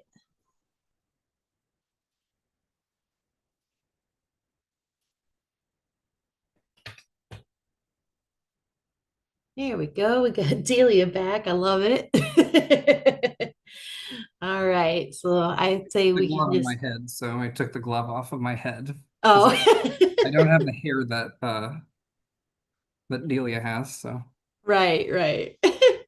All right. So we will try to get through the rest of this without my computer crashing out more than a couple of times. And let's just go into it. Okay. Exterior house of the day. A big, ugly machine is doing something unnecessary to the yard. Interior of the dark room or basement in the day. The fast ticking clock is a timer. Lydia is making Polaroid enlargements. She's quick and expert at this. She's examining a print with a magnifying glass. Interior upstairs, bathroom in the day, Delia shrieks, going through all the dirty clothes. She's just come across the sheets with the eye holes in them. Lydia! Lydia! My hands are shredded from doing the laundry, and now I have to deal with your vandalism? Interior downstairs hallway the day, Lydia pounding up from the basement with the wet print collides with Delia,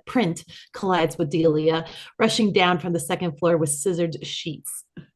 Lydia, honest to God, I'm going to kill you. I'm having a party tonight. I'm cooking. I can't get servants. Do I need angst? No, I certainly do not. Lydia speeds by her. You owe me $300, Lydia. Don't go running to your father, you worm. Interior of Charles's office in the day, Lydia rushes in. Charles is working furiously on a word processor amidst an array of maps and plans. Dad, do you believe me? Yes, except when you creep around in your mother's Mothers.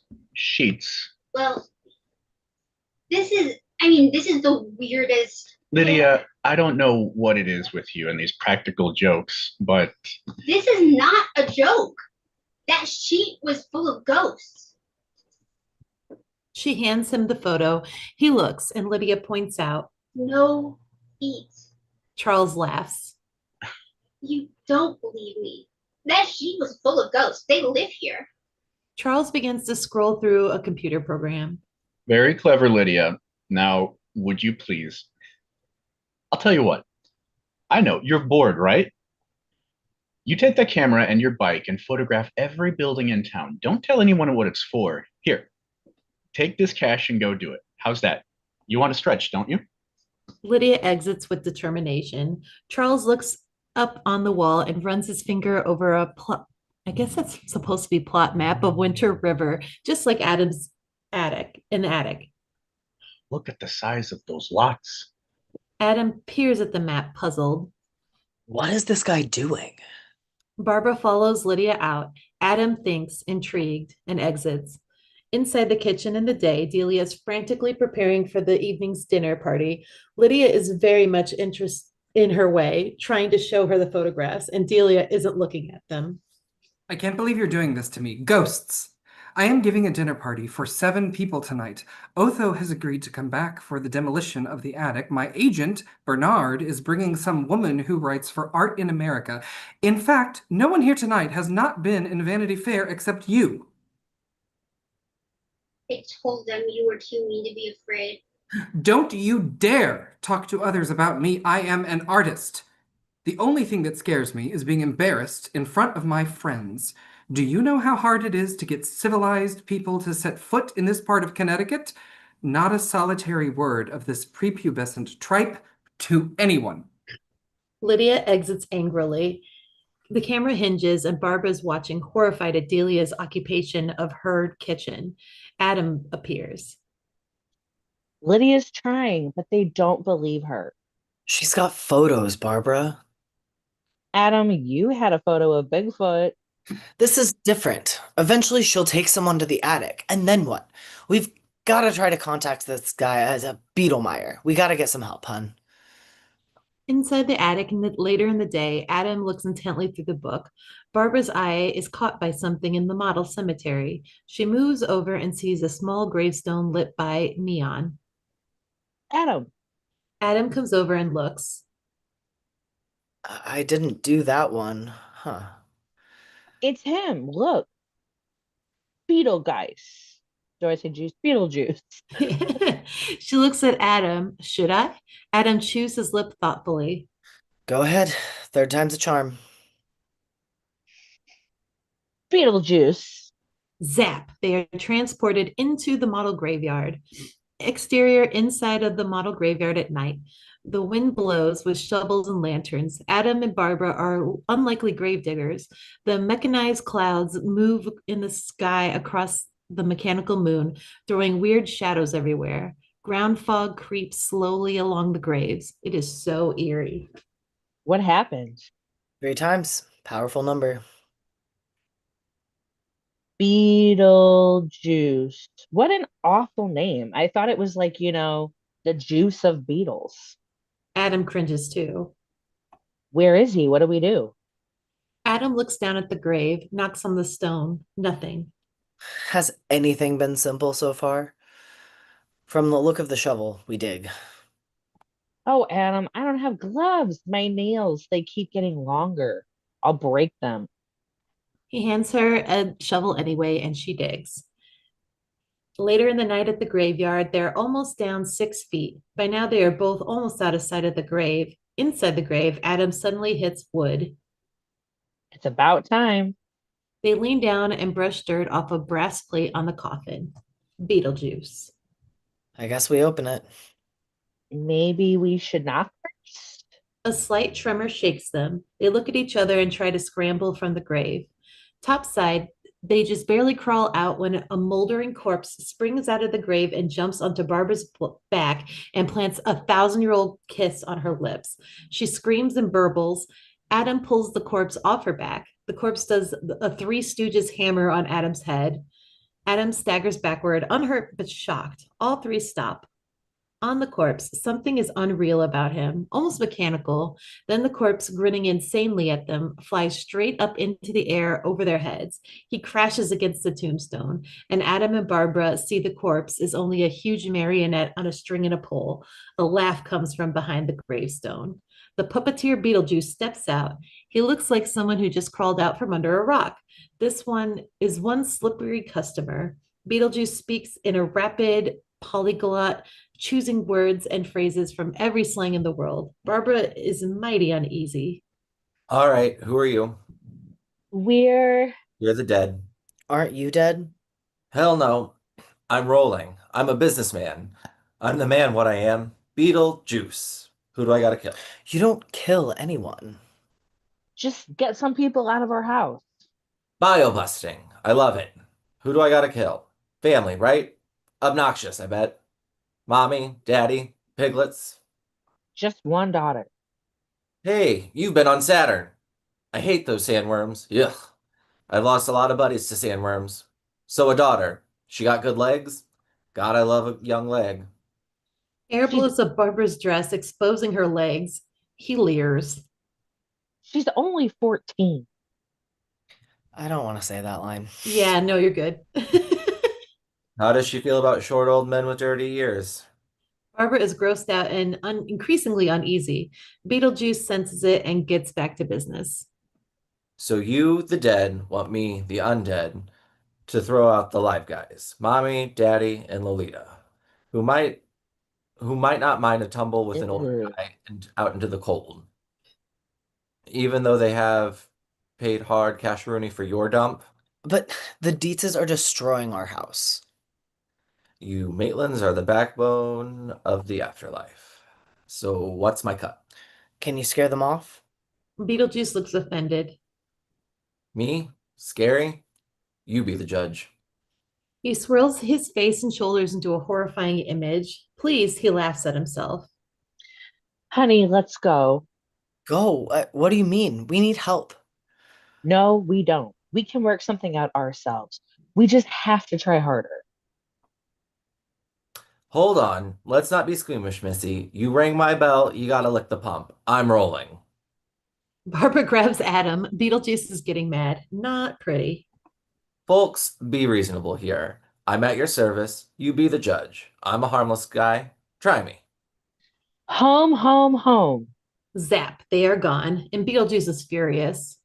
You fresh corpse creeps. Who do you think you are walking away from a professional? Beetlejuice walks into a tree and kicks it hard. The whole huge tree falls. Kabloom. Inside the attic in the day, a small tree falls on the model. Adam, across the room, walks over and straightens it. He looks at Barbara, who is poring over the handbook, making notes, counting out procedures. Honey, I think that was a mistake. I am not going to expose that little girl down there to that pervert down there. How'd you do that? Just a hunch. Remember, things come in threes? 3 times in, 3 times out. I'm getting the hang of this stuff. I think we really pissed him off. I don't care. But we let him out. I've changed my mind. I feel really confident. We're getting better at this stuff. We can scare them off ourselves tonight. I've got an idea. You're going to love it. I'm going to hate it. Adam turns to look down at the model again, straightens the tree, turns away, and we can see a tiny light moving through the tiny model forest towards the house. Okay, but that Beetlejuice sure seemed mad. Hi ho, tough to work I go. Interior of the dining room at night. Dinner for 7 as promised. Everything looks very nice. Beatses are in control and in their element. The element is neurotic chic. Some of the guests are affecting distaste for having to make such a long drive to Connecticut. There's a bitchy feud going on between Grace, the Art in America writer, and Bernard, Delia's agent, that threatens to become a full-scale war. Otho is drunkish and engaged in his third favorite occupation, direct attacks on the personal weaknesses of his friends. He singled out his victim, Beryl, the editor for Ballantine, a frail-looking woman who has dressed artistically. Well, darling, you can only have a hysterectomy once, so why don't you tell us what you really went into the hospital for last week? Or dare I ask, is that nose nouveau? Otho, you've got to help me get Maxie Dean up here. I have a deal that could make all of us very comfortable. He's a cloven-hooved beast. He's your cousin. I'm ashamed to say he is. Look, nothing short of giving away free sacks of money would get him up here, Charles. And Sarah, forget it. You can't get her out of Bergdorf's with plastic explosives. I just hope it wasn't yet another of your dreary suicide attempts. You know what they say about people who commit suicide. In the afterlife, they become civil servants. Otho, I didn't know you were into the supernatural. Of course you remember. After my stint with the Living Theater, I was one of New York City's leading paranormal researchers until the bottom dropped out of the business in 72. Paranormal? Is that what they're calling your kind now? Lydia watches Otho thoughtfully, suddenly very curious. Delia senses that Lydia might talk ghosts here. Don't you dare.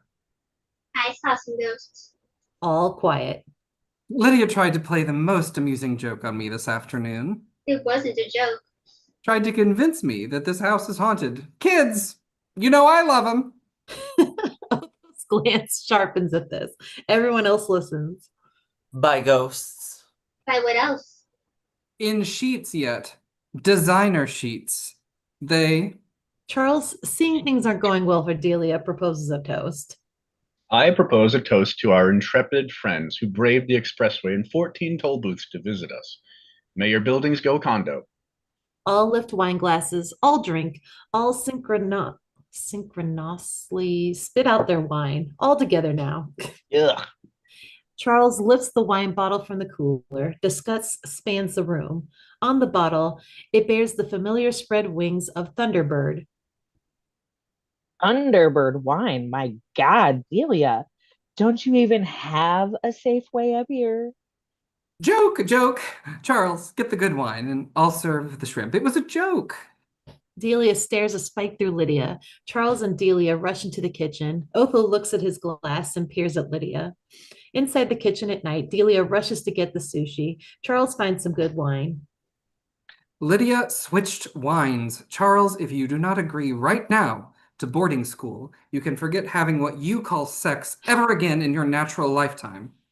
He nods reluctantly. She rushes back to the guests. Inside the dining room at night, Lydia is looking around curiously. Delia and Charles rush back in with the sushi and good wine. Delia pours for Bernard, the obvious connoisseur. He tastes the wine. All wait. Is it kerosene du pape? He smiles. All smiles. Otho is more interested in Lydia's story. He leans toward her. Now, Lydia, favor us about your ghosts. No, do not encourage this little person. Oh, Delia, lighten up. She's been without therapy up here, and I will not allow her to ruin.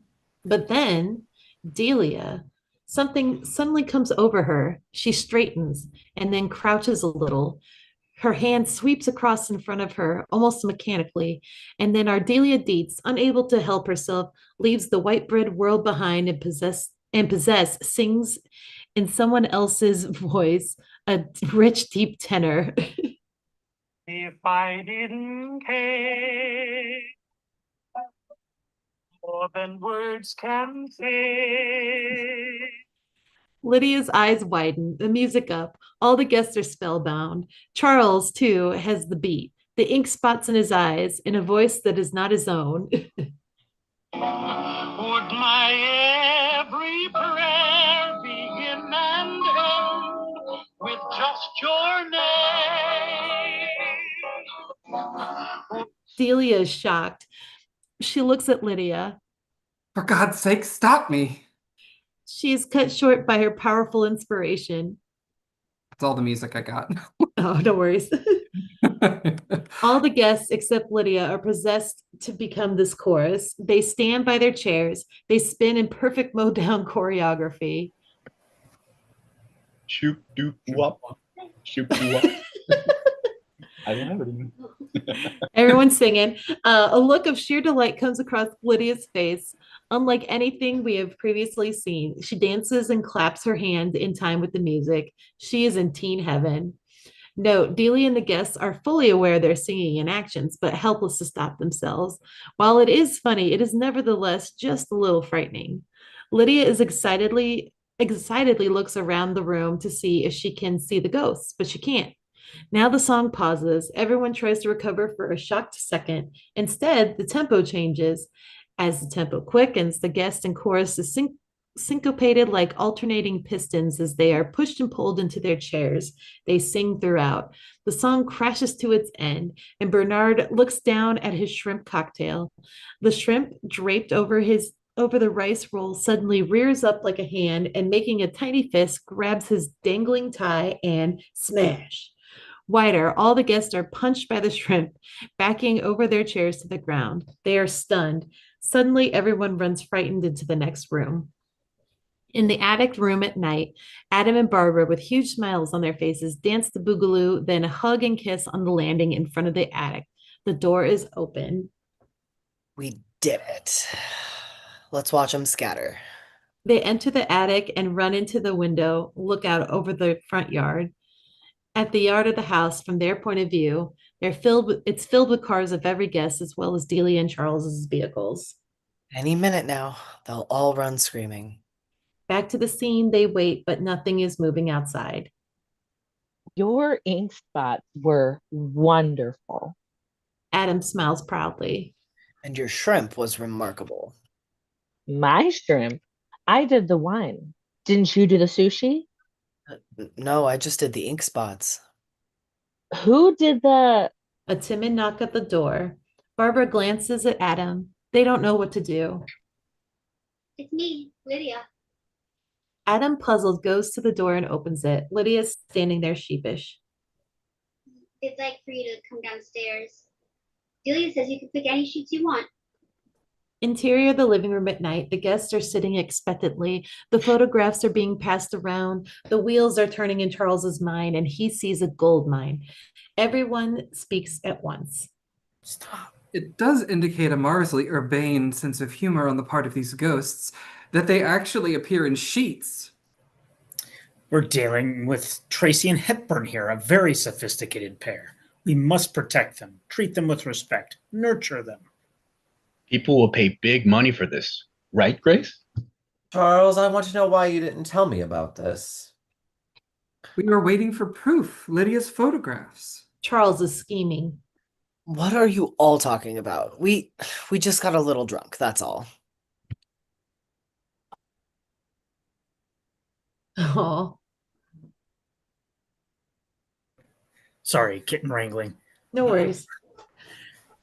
No matter how drunk you get, you cannot sound like the ink spots. Charles, this is it. You can get Maxie Dean up here now. Charles plots and plans. His wife Sarah loves the supernatural. I did a reading for her just last week. Told her her jowls would tighten soon. I mean, she will make him sprint up here in his helicopter if you can produce ghosts for her. The Inquirer has offered $50,000 for absolute proof of life after death. I'll send them over. I'm Delia's agent. I've lost money for years on her work. If anything actually happened here, I'll handle it, thank you. But not until I see some real proof.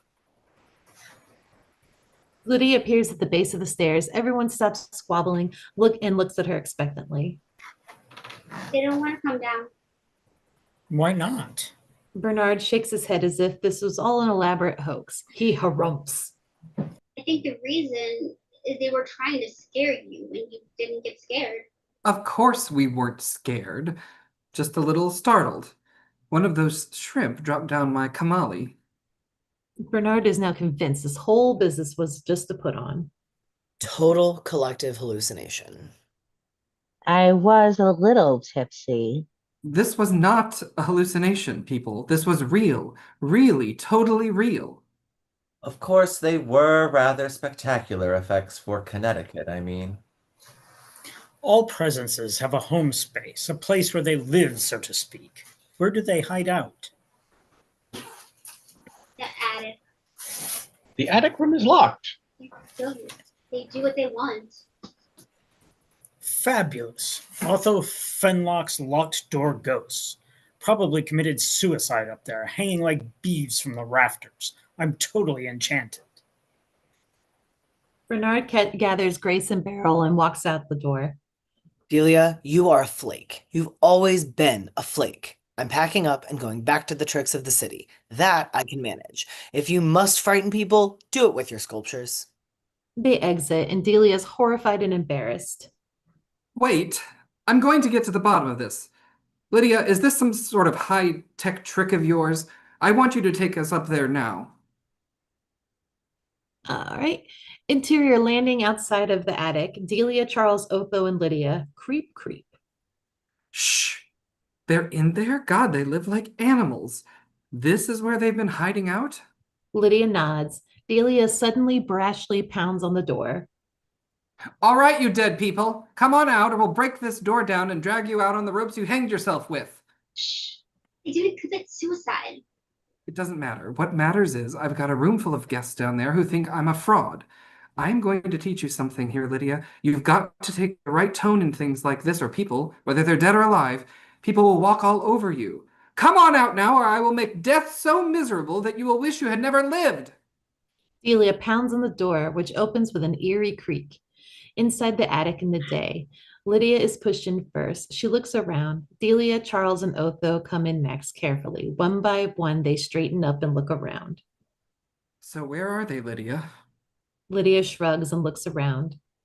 Answer your mother. Listen, you guys, these ghosts are really nice people.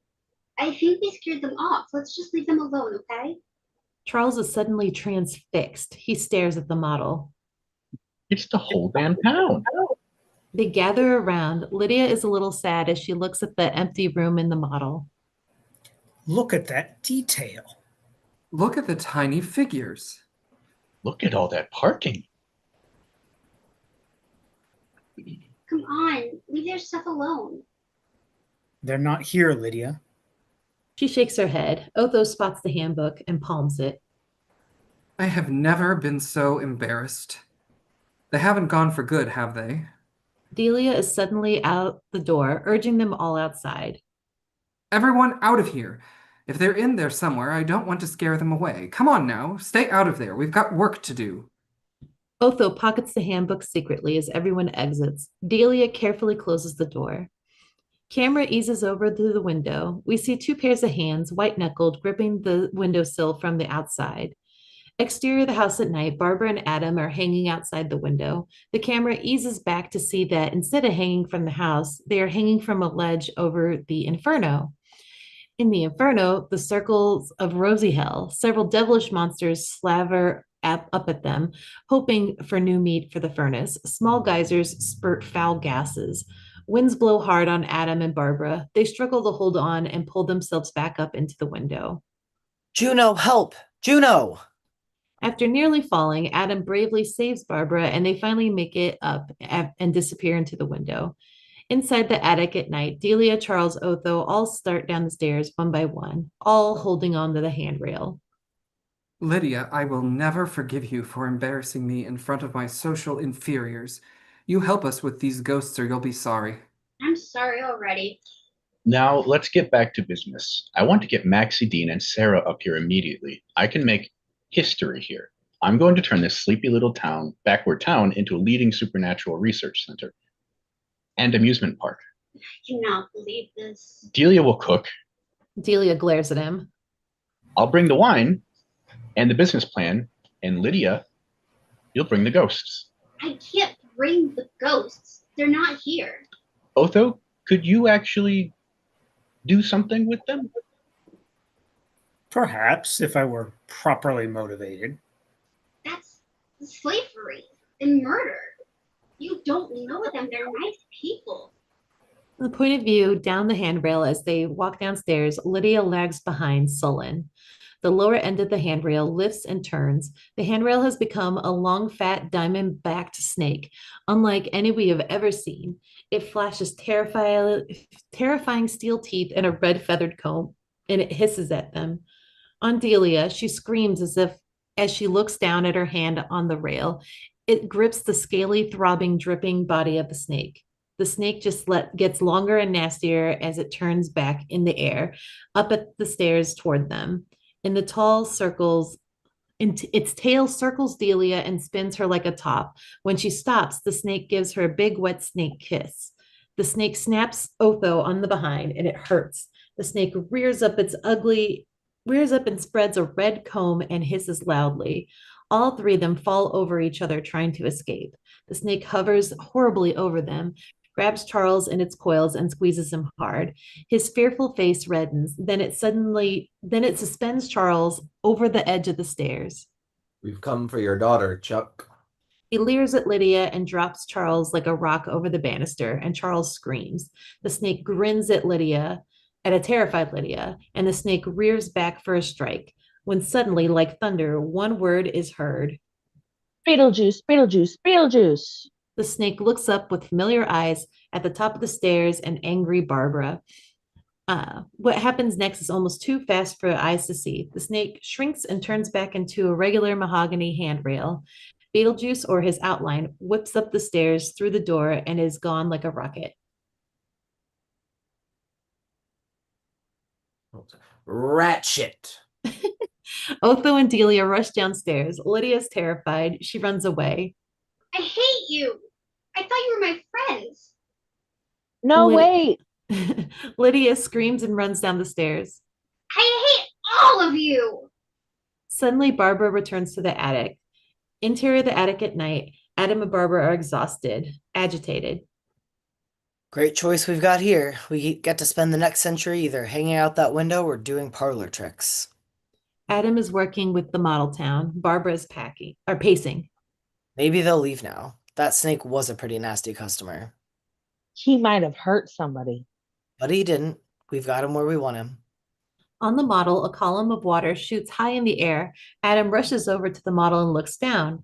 Inside the model, Beetlejuice has run a beat up old pickup into a fire hydrant. He stands nearby, hopping mad, shakes his fist at Adam. You pansy ass cretins. How dare you do that to me? I could have finished the job. In the attic, Barbara and Adam, obviously disturbed, look at one another with concern. Why'd you stop me? I don't like Charles Dietz particularly, but you could have killed him.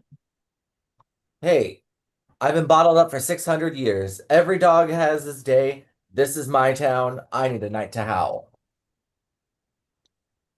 This is my town. You wish. And that will be the end of that line.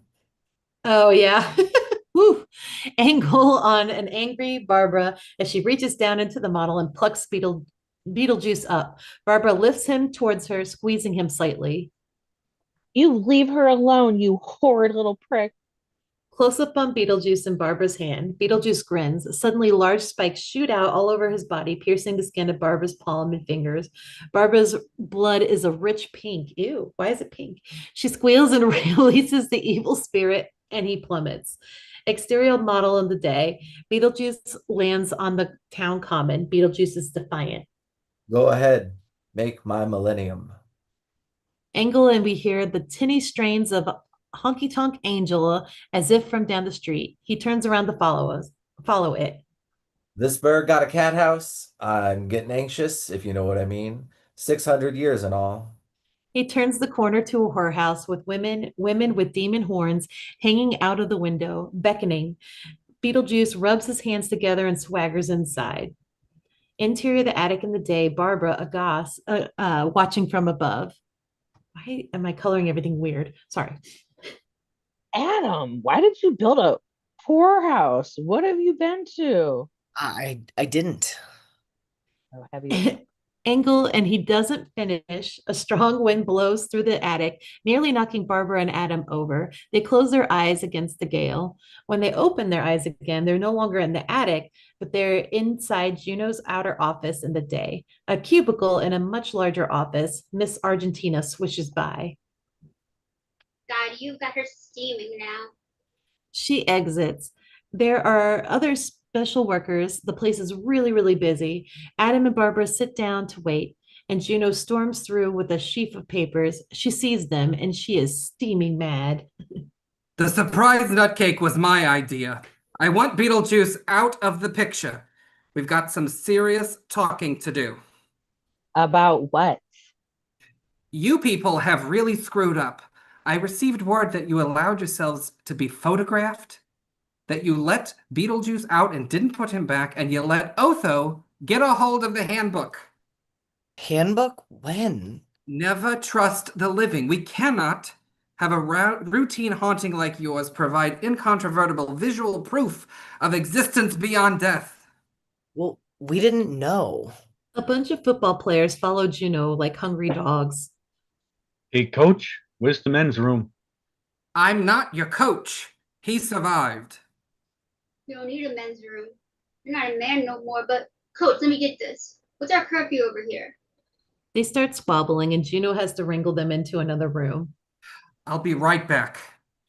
Inside the kitchen in the day, Charles sits at the table with a small bandage on his head. Delia takes off her Gucci belt and whips it on a chair absentmindedly. I feel like we've been at war, Charles. At least insofar as we have our first casualty. Me. Otho will know what to do. What's he going to do? Viciously rearrange their environment? Otho knows just as much about the supernatural as he does about interior design. Let's hope he knows how to produce those damn ghosts for Max and Sarah, because I've bought options on property all over town. I need Max's financing. Just don't tell Lydia. Why not? I think she's in with them. We dissolve to the interior of Lydia's bedroom in the day. It's dark. The bedroom's curtains have been closed. Dramatic opera music builds throughout. Lydia, melodramatically dressed in a long black dress, appears carrying a candle. She is softly crying.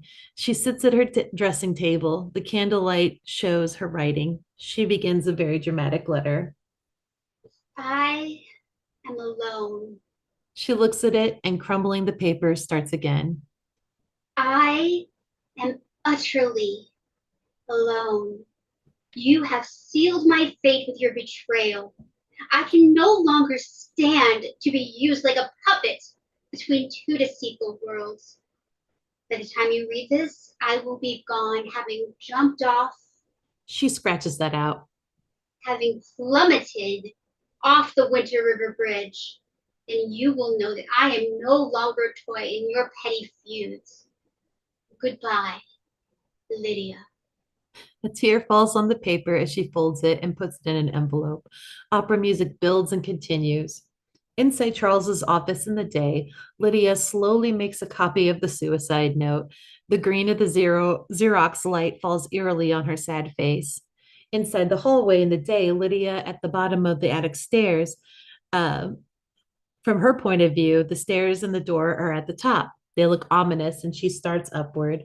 Inside the attic in the day, the door opens and Lydia peers in. The room is empty, and Lydia comes inside. Are you here? She hears something and looks around the room, but nothing. Mr. and Mrs. Maitland? I've come for the last time. Where are you? Barb? They're dead. Lydia looks around and then peers into the model. Think small. I'm talking to you. Exterior of the model town, the building roof in the day, a tiny Beetlejuice on the roof of a building wearing a silk dressing gown, looking like he just dragged himself out of bed. One of the horned whores is nude, sunbathing in the corner, and Beetlejuice drapes a blanket over her. Lydia's face looms enormous in the sky. Cookie, they are dead, dead, dead ski. Of course they're dead. They're ghosts. No, I mean, they've gone. Decamped. Split.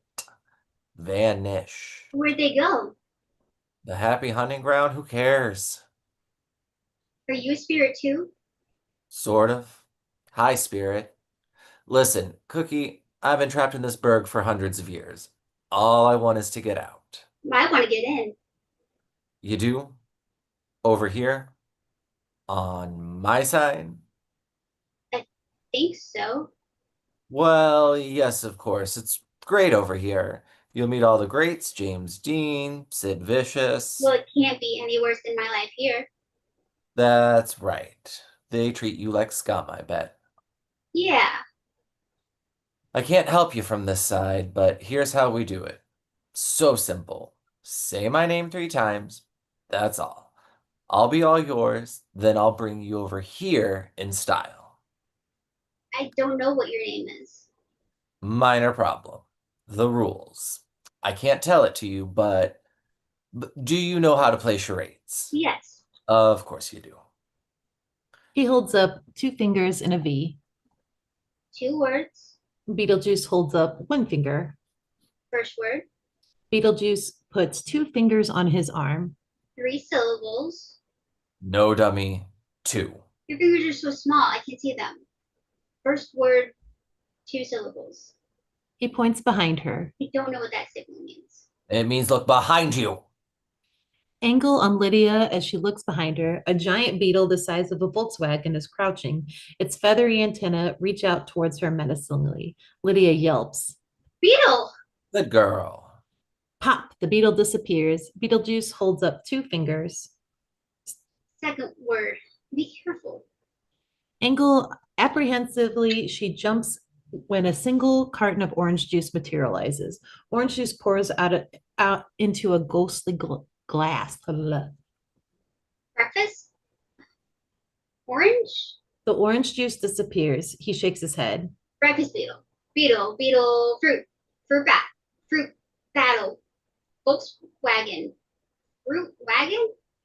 Good thing you're pretty because you're dumb. Beetlejuice does the signal for now put them together. I am not. Beetle juice? That's it. Your name is Beetlejuice? Ugh, that's as bad as Delia Deeds. It's spelled differently, but basically. Now, if you said it twice, just one more time, and I'll be free. You'll be free. Lydia, puzzled, gets the magnifying glass and peers at him. On his ugly face, Big in the glass. Beetlejuice jumps in the air, his robe parts. We don't see anything, but maybe Lydia does. Are we skipping that? I sure. Just say it. You were the snake, right? I knew it was you. You've got to say it. No, I don't. I don't take orders from Smurfs. How would you like to be married to the king? Lydia doesn't get it. Elvis? You know, ever since he came over, he and I have been just like this. I can arrange it. Just say my name one more time. She thinks about that one, but shakes her head. No, no, I need to talk to Barbara. Just, Beetlejuice smiles. Sorry. just say my name and I can get her. That and so much more. Lydia walks around thinking for a moment. Who else did you say is over there? Inside Juno's office in the day, Juno is staring at them hard. Yes or no? Do you want the Dietzes out or in? Out. What about Beetlejuice? Forget him. He'll remain with his nutcakes until someone calls him. You need to worry about people like Otho. There are a lot of phony trance mediums. They usually can't make the formulas work, but if Otho stumbles on the right words in that handbook, he could hurt you, as in exorcism. They both look puzzled. In plain English, that's death for the dead. I don't care what it takes, just get them out of there now. It's not pretty, but that's death. Adam stands to go. Wait a minute. Let's see what you're going to do. They look at Juno. To scare her. I want to make sure it's not some silly parlor trick. Barbara looks at Adam. I'll do the hard part, hon. Adam reluctantly pulls on his face and contorts it into a living, breathing horror. Juno is Horror. Juno is even a little repulsed. Not bad, not bad. Now you, go ahead. Angle, and she reluctantly does with her face a mirror version of Adam's horror. Okay, you look great. Now go clean house, and don't forget the photographs and the damned handbook. Angle on Barbara and Adam slowly as they stand to walk out the door. The Barbara monster looks back pleadingly. Football players flood into Juno's office. One particularly dumb player has a revelation. He's pretty grisly, maybe sat a little too close to the engine. Coach, I don't think we survived the crash. Barbara and Adam look at each other and continue out the door. Outside Juno's office, they enter a long, dark hallway. They suddenly find themselves standing in front of Lydia's room. The Adam monster looks at Barbara monster as he grabs the doorknob. She stops him. Tears fall down her ghostly face. Adam, I can't do it. I like that little girl. It's too late. Sometimes things just work out this way. We have to, honey. No, we don't. We can rebel or something. We'll just stay up there in our room. I'll read. You can build on the model. Come on. She rushes up the stairs towards the attic and he follows her. Wait, we can't, honey. Our house. She gets to the door and grabs the handle. I want to be with Lydia. She throws open the door. Inside the attic in the day, Lydia is standing over the model about to say Beetlejuice's name. Okay. Beetle. Barbara Monster, horrified, screams. Lydia, stop. Adam Monster runs to grab her. Lydia is terrified and screams. No, don't say it. Say it, rat shit. Beetlejuice slips off the roof into a patch of thorny bushes. Interior attic at night, Lydia screams and Adam Monster tries to calm her. Lydia struggles and, thinking that she's being attacked, runs out of the door and smack into Barbara Monster.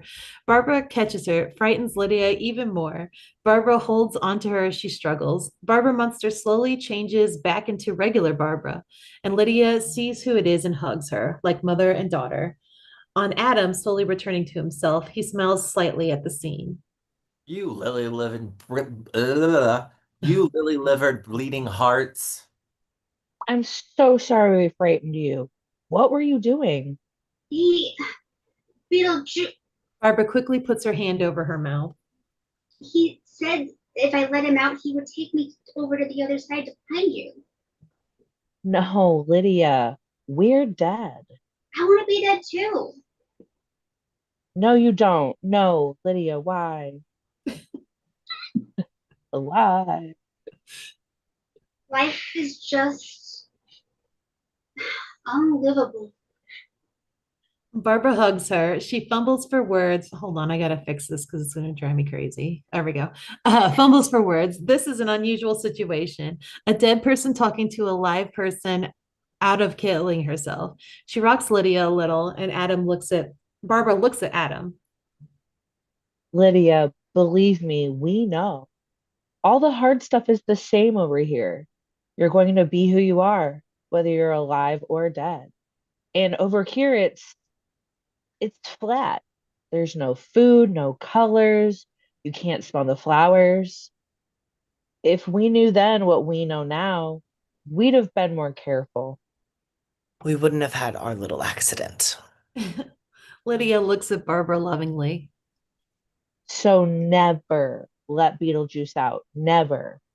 Besides, we're thinking about letting everyone stay. You and your father and your mother can stay too. Stepmother. Adam Monster is not sure, huffs around a little bit. He's trying to change back into Adam, except for his nose, which remains a little beak for a minute. Finally, it changes too. Lydia and Barbara laugh at him. Angle, without noticing Lydia, Otho, and Charles push in through the door and grab the model. They take it out of the door. Adam is beside himself and he doesn't know what to do. Barbara stops him from taking action. What is going on? Really, I don't know. Adam looks suspiciously at her. I really don't. I'll go find out. She runs out the door. Be careful. Interior of the hallway at night, Lydia runs through the hallway and into the dining room. In the dining room, Lydia walks into a presentation in progress. Sitting around the table are Otho, Maxie, and Delia. Sarah Dean is there too. She looks around Lydia, hoping for ghosts. Sarah's heavily made up and smells bad, apparently. Lydia's photos of the sheeted ghosts are blown up and standing on a nearby easel. Charles, over the model with a pointer, is lost mid-sentence. In short, I've got options to buy enough of Main Street to control the city council for 100 years. And at the prices I'm talking about, if it all fell apart tomorrow, we just move out and sell it to the Arabs and we still come out. I've talked to Ed Cornwall about a wax museum here in Thanksgiving Park. Ed's the main man who made the talking Jesse Jackson statue. And I've got a museum dedicated to 50 great moments in the paranormal. And parenthetically, Decon wants to do the right to start an insect zoo here in the old hardware store. Lydia, did you finally decide to join us? They all give her an oily smile. Honey, I am just finishing the first phase presentation about our little project here. Then we'll take a stretch and invite our friends to meet your friends. Sarah gets Maxie's attention and, unable to contain her excitement, silently urges him to get on with the ghost. Are they here yet? Yes, Charles, let's cut the bullcorn. We're here to see ghosts. This whole ghost town museum and such like follows a train. If you got the engine, so let's see your goddamn engine. Everyone looks at Lydia. They're not here anymore. Nonsense. Every time she says that, the paint peels and some wild creature tries to kill us. We've got these pictures, Lydia. No, really. They said they might come back and then all of us could live in peace if you agreed not to tease them or make them do silly tricks. Sarah is disappointed. She goes to Maxie and Delia takes over. She's become a little emotional about all this. No counseling up here. But we aren't relying on her. No, we rely on professionals. We have Otho. The whole room turns to Otho, who is scribbling something and mumbling. Are they still here, Otho? Otho looks up. He missed the question. Are they still here, Otho? Oh, they're still here. They're just not showing up. They're probably guilty about what they did to me. Not these people. They are ruthless. I don't care from guilt. I just want to see them. Otho, can you do it? It's tricky, but I think I can handle it. He dramatically produces the handbook. No! Lydia begins to think about this scene and she shifts to another point of view. Wait a minute. What am I worried about? Although you can't even change a tire. I'll need something personal of theirs. You'll have to go to the Goodwill. Delia gets an idea. Exterior of the house at night, the moon stares down icily through gray clouds, wind up. Interior attic at night, Barbara is looking out the window. You know, I've been thinking I could teach Lydia to sew. Little black party dresses? Adam, you don't know anything about little girls. She's just missed out on some love. That's all. Let's see if she can get my model back. You can build another one with her. Adam isn't convinced. Barbara motions him to sit next to her. Come here. I want to talk to you. Interior of the dining room at night, Delia carefully brings out a big plastic bag, lays something out on the dining room table. I'm deeply sentimental about weddings. Lydia stands to see. Delia carefully lays out Barbara's white wedding dress, then next to it, Adam's wedding tux. Lydia looks at it. A chill runs through her. Their wedding clothes. Their wedding clothes. Otho then holds up the handbook. The word. Otho nods. Inside the living room at night, Lydia is nervous now. Otho lights a candle and Delia turns out the lights. Hands vermilion, start of 5. Bright cotillion, ravens dive. Nightshades promise, spirits strive. To the living, let now the dead come alive. Nothing happens. Lydia nervously turns away. Wow. Angle, and then a sizzle, a tiny crackle along one side of the square. Inside the attic at night, Barbara, with her arm on his shoulder, talks to Adam. We've been given a gift here, honey. A real live little girl. She likes us a lot. She needs us. Maybe that's why we died so young, to keep us from getting so attached to things. The house, antiques, your model. Look at us. We didn't have room for anyone.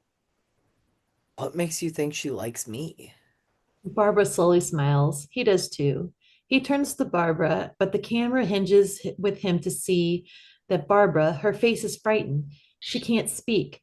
She reaches out to him, but is disappearing. He reaches for her, but she suddenly is just gone. Inside the dining room at night, vari-colored lightning bolts shoot out from every corner of the square. A gasp from everyone but Lydia. Lydia is looking away. She turns to see the dress. Barbara's wedding dress floats over the table and fills slowly, painfully, with the arms, legs, and finally the frightened face of Barbara. A lightning bolt flares. Lydia rises slowly to her feet, unable to resist, and more lightning bolts. As sudden thunder pierces the night, as magic wonder, mad affright, rives asunder man's delight, our ghost, our corpse, and we rise to be. Lydia walks slowly towards Barbara. Barbara is in pain and she's slowly aging. She speaks, but no words can be heard, not even by Lydia. But we can see her calling for Adam. Stop it. Shh! Lydia screams for Adam. Adam! Adam! As flies the lizard, serpent fell. As goblin vizard at the spell of pale wizard sinks to hell, the buried, dead and slain, rise again. Inside the attic at night, in a lightning flare, we see Adam searching for Barbara. He rushes out into the hallway. Barbara? Barbara? His last plaintive call becomes mute as he too begins slowly to disappear. Inside the dining room at night, on each of the watchers, one by one, scared but delighted too, no one is watching Lydia. Lydia, tears well up in her eyes. Barbara is slowly aging. Now a bewildered Adam appears floating in his wedding suit. Seeing his Barbara now older than he is, Adam reaches for her hand. As he grasps her hand, it seems to be made of white crepe. It wrinkles and nearly collapses. Adam, puzzled, calls her name silently. What's happening to them? I don't know. Are they suffering? They're dying. They're already dead. They can't feel a thing. Obviously not true. On Barbara, she's looking down slowly at Lydia and with effort makes a loving smile. She reaches out towards Lydia. Completely helpless now, Lydia weeps openly and then something comes over her. She rushes across the room and stares down at the model. Where are you? Help us, please, Beetlejuice. A crack of lightning. Exterior model town graveyard at night. Someone or something, like the figure of death in the Goya drawing, is perched atop the gravestone of Barbara and Adam Maitland. The graves beneath him are open. The figure turns, and it's Beetlejuice. He is filing his talons casually. He speaks with a ghastly rasp. So, you're ready for me now? You've got to help them. Can you help me? I will. Then I'll help them for a price. He grins. What is it? Be my queen. You're. But you're. I'm beautiful. On Lydia. She's chilled, steps back. She turns back to the Maitlands, who are continuing to age, and looks back into the model. All right. Beetlejuice. On Beetlejuice, he doubles in size. The tombstone crumbles beneath him. Beetlejuice. He doubles in size again. Lydia hesitates, but Beetlejuice looks up at her confidently. Beetlejuice. In the dining room at night, Barbara and Adam's corpses are nearly at the end of their ropes. All right, that's enough. Can you stop this now? Otho doesn't answer. Otho? It's too late, Charles. I'm sorry. In the dining room at night, Lydia appears at the model. Beetlejuice is transforming. There's a low rumble. The model town starts to shake. Lydia backs away, and Beetlejuice's head is now human size, rising from the center of the model town. His grin is malevolent and malicious. It's showtime, folks. Attention, Kmart shoppers. The Dietzes, who have been focused on the Maitlands, now turning around to see the model. Beetlejuice begins a bright but sinister carnival barker's pitch. His shoulders now are clearing the model. Welcome to Winter River. Engel and Sarah, she rushes over to the model, thinking this is more of the show. Maxie follows. Welcome to Winter River. See the Museum of Natural Greed, the monument to bored businessmen. Come closer.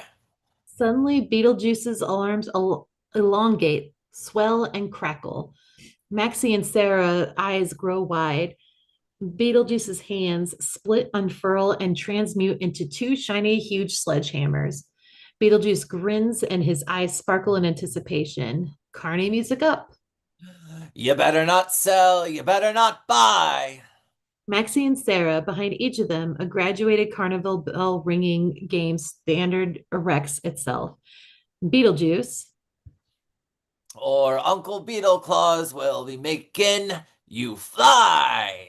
Beetlejuice swings his hammer hands and sends Maxie and Sarah zooming through the roof. Gone, gone. Angle. Yowzer. What do we have here tonight? He looks up at the suspended Maitlands. Give a hand for the Maitlands. They're Barbara and Adam. They deserve a rest. The Maitlands, wispy shadows by now, but still alive/dead, they fall into a heap on the floor. They immediately start to regenerate themselves. We'll get back to them after they recover from their flight. Adam is filling out again. He struggles to stand but fails. Barbara shakes her head but tries to regain her focus. My God, what an ugly wall dressing. Who is responsible for this ugliness? Otho, it's you. Watch out for the taste patrol. He waves and the door opens. A little Italian gentleman appears. No, my God, it's Giorgio Armani. Before you will get started here, I just want to say, Otto, don't wear my stuff, okay? You are too fat for human type clothes to make my design to look like an aircraft covering. Otho is horrified. Suddenly, he looks down and sees his clothing is transformed into a polyester nightmare. He runs and out the door screaming. Beetlejuice laughs with delight and then focuses on Lydia.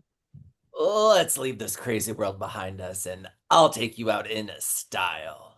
Sound of an eerie wedding march. The fireplace changes into an expressionist altar. His leering, horned nutcakes walk like bridesmaids in step through the door. They rush towards Lydia. We see Lydia frightened. She's assaulted and pulled forward by these ugly handmaidens. She suddenly looks down and sees she's now covered in a blood red wedding dress, and she screams. No, no. Adam's eyes widen. Oh, Beetlejuice, Beetlejuice waves a hand and Lydia's mouth freezes. Delia and Charles plead with the recovering Maitlands. Please, can't you do something, please? Barbara and Adam's not fully recovered, heroically tries to speak, but his jaw falls off. An exhausted Barbara tries to help him reattach it. Beetlejuice looks at Lydia. You know, if we're gonna get married, we're gonna need witnesses. Beetlejuice shifts his glare to Charles and Delia. From behind, Delia's horrid sculptures come to life and attack Charles and Delia. The sculptures twist around them, forcing them to watch the hideous spectacle. Adam and Barbara are rapidly trying to recover as the ceremony begins. A death-masked old preacher slides down the fireplace, ready to perform the service and speaking in a hissing death rattle.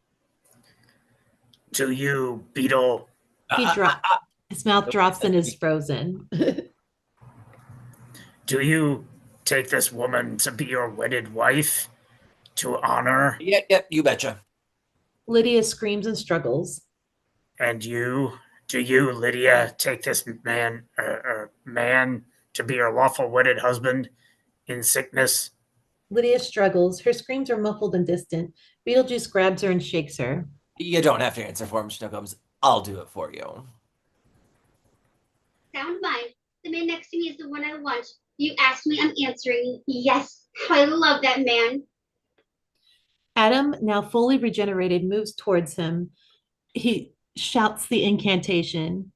Beetlejuice turns to him with a sweep of his hand. Adam's teeth, as if they were false, fly out of his mouth and clatter to the floor.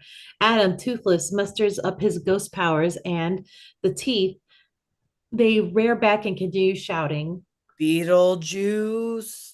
The mayhem breaks out. A furious Beetlejuice stomps them with his feet. The teeth scuttle under the model. Now move it, Pops. Speechless, Adam heroically charges towards Beetlejuice, ready to strike him. Beetlejuice spins on him and waves his hand, the sound of rushing wind. Adam has been zapped into his model town, and Barbara screams and jumps at Beetlejuice. Beetlejuice. Beetlejuice turns on her, eyes flashing. A gag comes over her mouth. Adam is in the model, running around the streets, trying to get out of it. He looks up at the sky, sees a red glow and thundering wedding music. He doesn't know what to do. Barbara tears away her face and tries to say his name again. Beetlejuice. Beetlejuice, more angry, he waves his hand on Barbara and her lips are zippered shut. In the model, desperate, Adam gets an idea. He runs over to the truck Beetlejuice had crashed earlier, jumps in, and tries to start it. Barbara unzips her mouth and tries again. On Beetlejuice, his fire darts from his eyes, and Barbara, a chromium steel plate is riveted across her mouth. She screams wordlessly behind it. In the model, Adam finally gets the truck started, and Barbara starts struggling with her mouth, frustrated to the breaking point. She looks all around the room, brushes to the window, and crashes through into the night. In the model, Adam sees Barbara rush out. He looks back at Beetlejuice, floors the gas pedal, and goes for one last shot at Beetlejuice. Now let's get rolling. Then by the authority vested in me by me, get on. A rumble comes from outside. Everyone notices but the preacher. He stutters to finish the wedding, and louder noise from outside. It's now nearly deafening. Yes, by him I now pronounce you man and... The truck is racing up to Beetlejuice's foot. Adam bails out just in time as the truck hits Beetlejuice's foot and explodes, giving him a distracting hot foot. Then, in the window, through it, amidst a cloud of yellow dust, crashes the sandworm. Barbara rides him bareback, and Barbara struggles to control the roaring worm. She pulls on his ears and looks around for Beetlejuice. Seeing him, she spurs the worm after Beetlejuice. Beetlejuice struggles, trying to run from the worm, but Barbara and the worm outmaneuver him, corner him, and then the worm reaches him, opens his ugly mouth, and gulps Beetlejuice in one mouthful. Rat shit. Barbara leaps off as the sandworm continues down through the floorboards of the house. Beetlejuice is gone. Adam is back to full size. Charles and Delia are no longer held by the sculptures. Lydia runs back to her family, and Adam and Barbara, and the dust settles. On the hole, Juno peers into the room. She pulls the nutcakes through the hole. We fade out and we fade back in. We're in the exterior Main Street, Winter River on a bright day. The birds sing. Ernie polishes the lion. Old Bill sleeps and people stroll. Exterior Miss Shannon's boarding school during the day. A lovely white boarding school with long green lawn and a bell rings. The girls come out of the door, say their goodbyes, and Lydia walks out carrying books. Bye, Serena. See you later. Lydia walks along Main Street of Winter River. Exterior Jane Butterfield's Antiques Travel and Real Estate. Jane is getting out of her car, and little Jane follows. Hello, how's school? It's okay. How's the dirt business? Well, I'm expecting a call from your parents. I have some news for them. Jane hears the phone ring from inside and rushes to answer it. Tell them I'll call tonight. Exterior Main Street, Winter River, a bright day. Ernie polishes the lion and Lydia passes. Don't forget the balls, Ernie. He looks around surprised. Inside Jane Butterfield's, she screams into the phone. What do you mean, no? After all I've done for you? I don't do this for my health, you know. The camera explores a row of photographs of houses for sale. On the photograph, one of the old Maitland house. It is dilapidated and haunted looking. A legend read Fixer Uppers Special. Back to Jane, who is frustrated. I have here a bona fide offer for $250,000 for that dump. Little Jane is now at the Xerox machine. The noise irritates Big Jane, and she throws a wad of paper at Little Jane. Little Jane gets mad and throws her papers into the air and exits. Interior New York City apartment in the day. We recognize the furniture. It's the Dietz's. Delia is on the phone to Jane. Charles comes in with the Wall Street Journal. He fidgets, taps his fingers as he reads, and pours coffee all at once. It's Mrs. Butterworth again. Charles picks up the extension.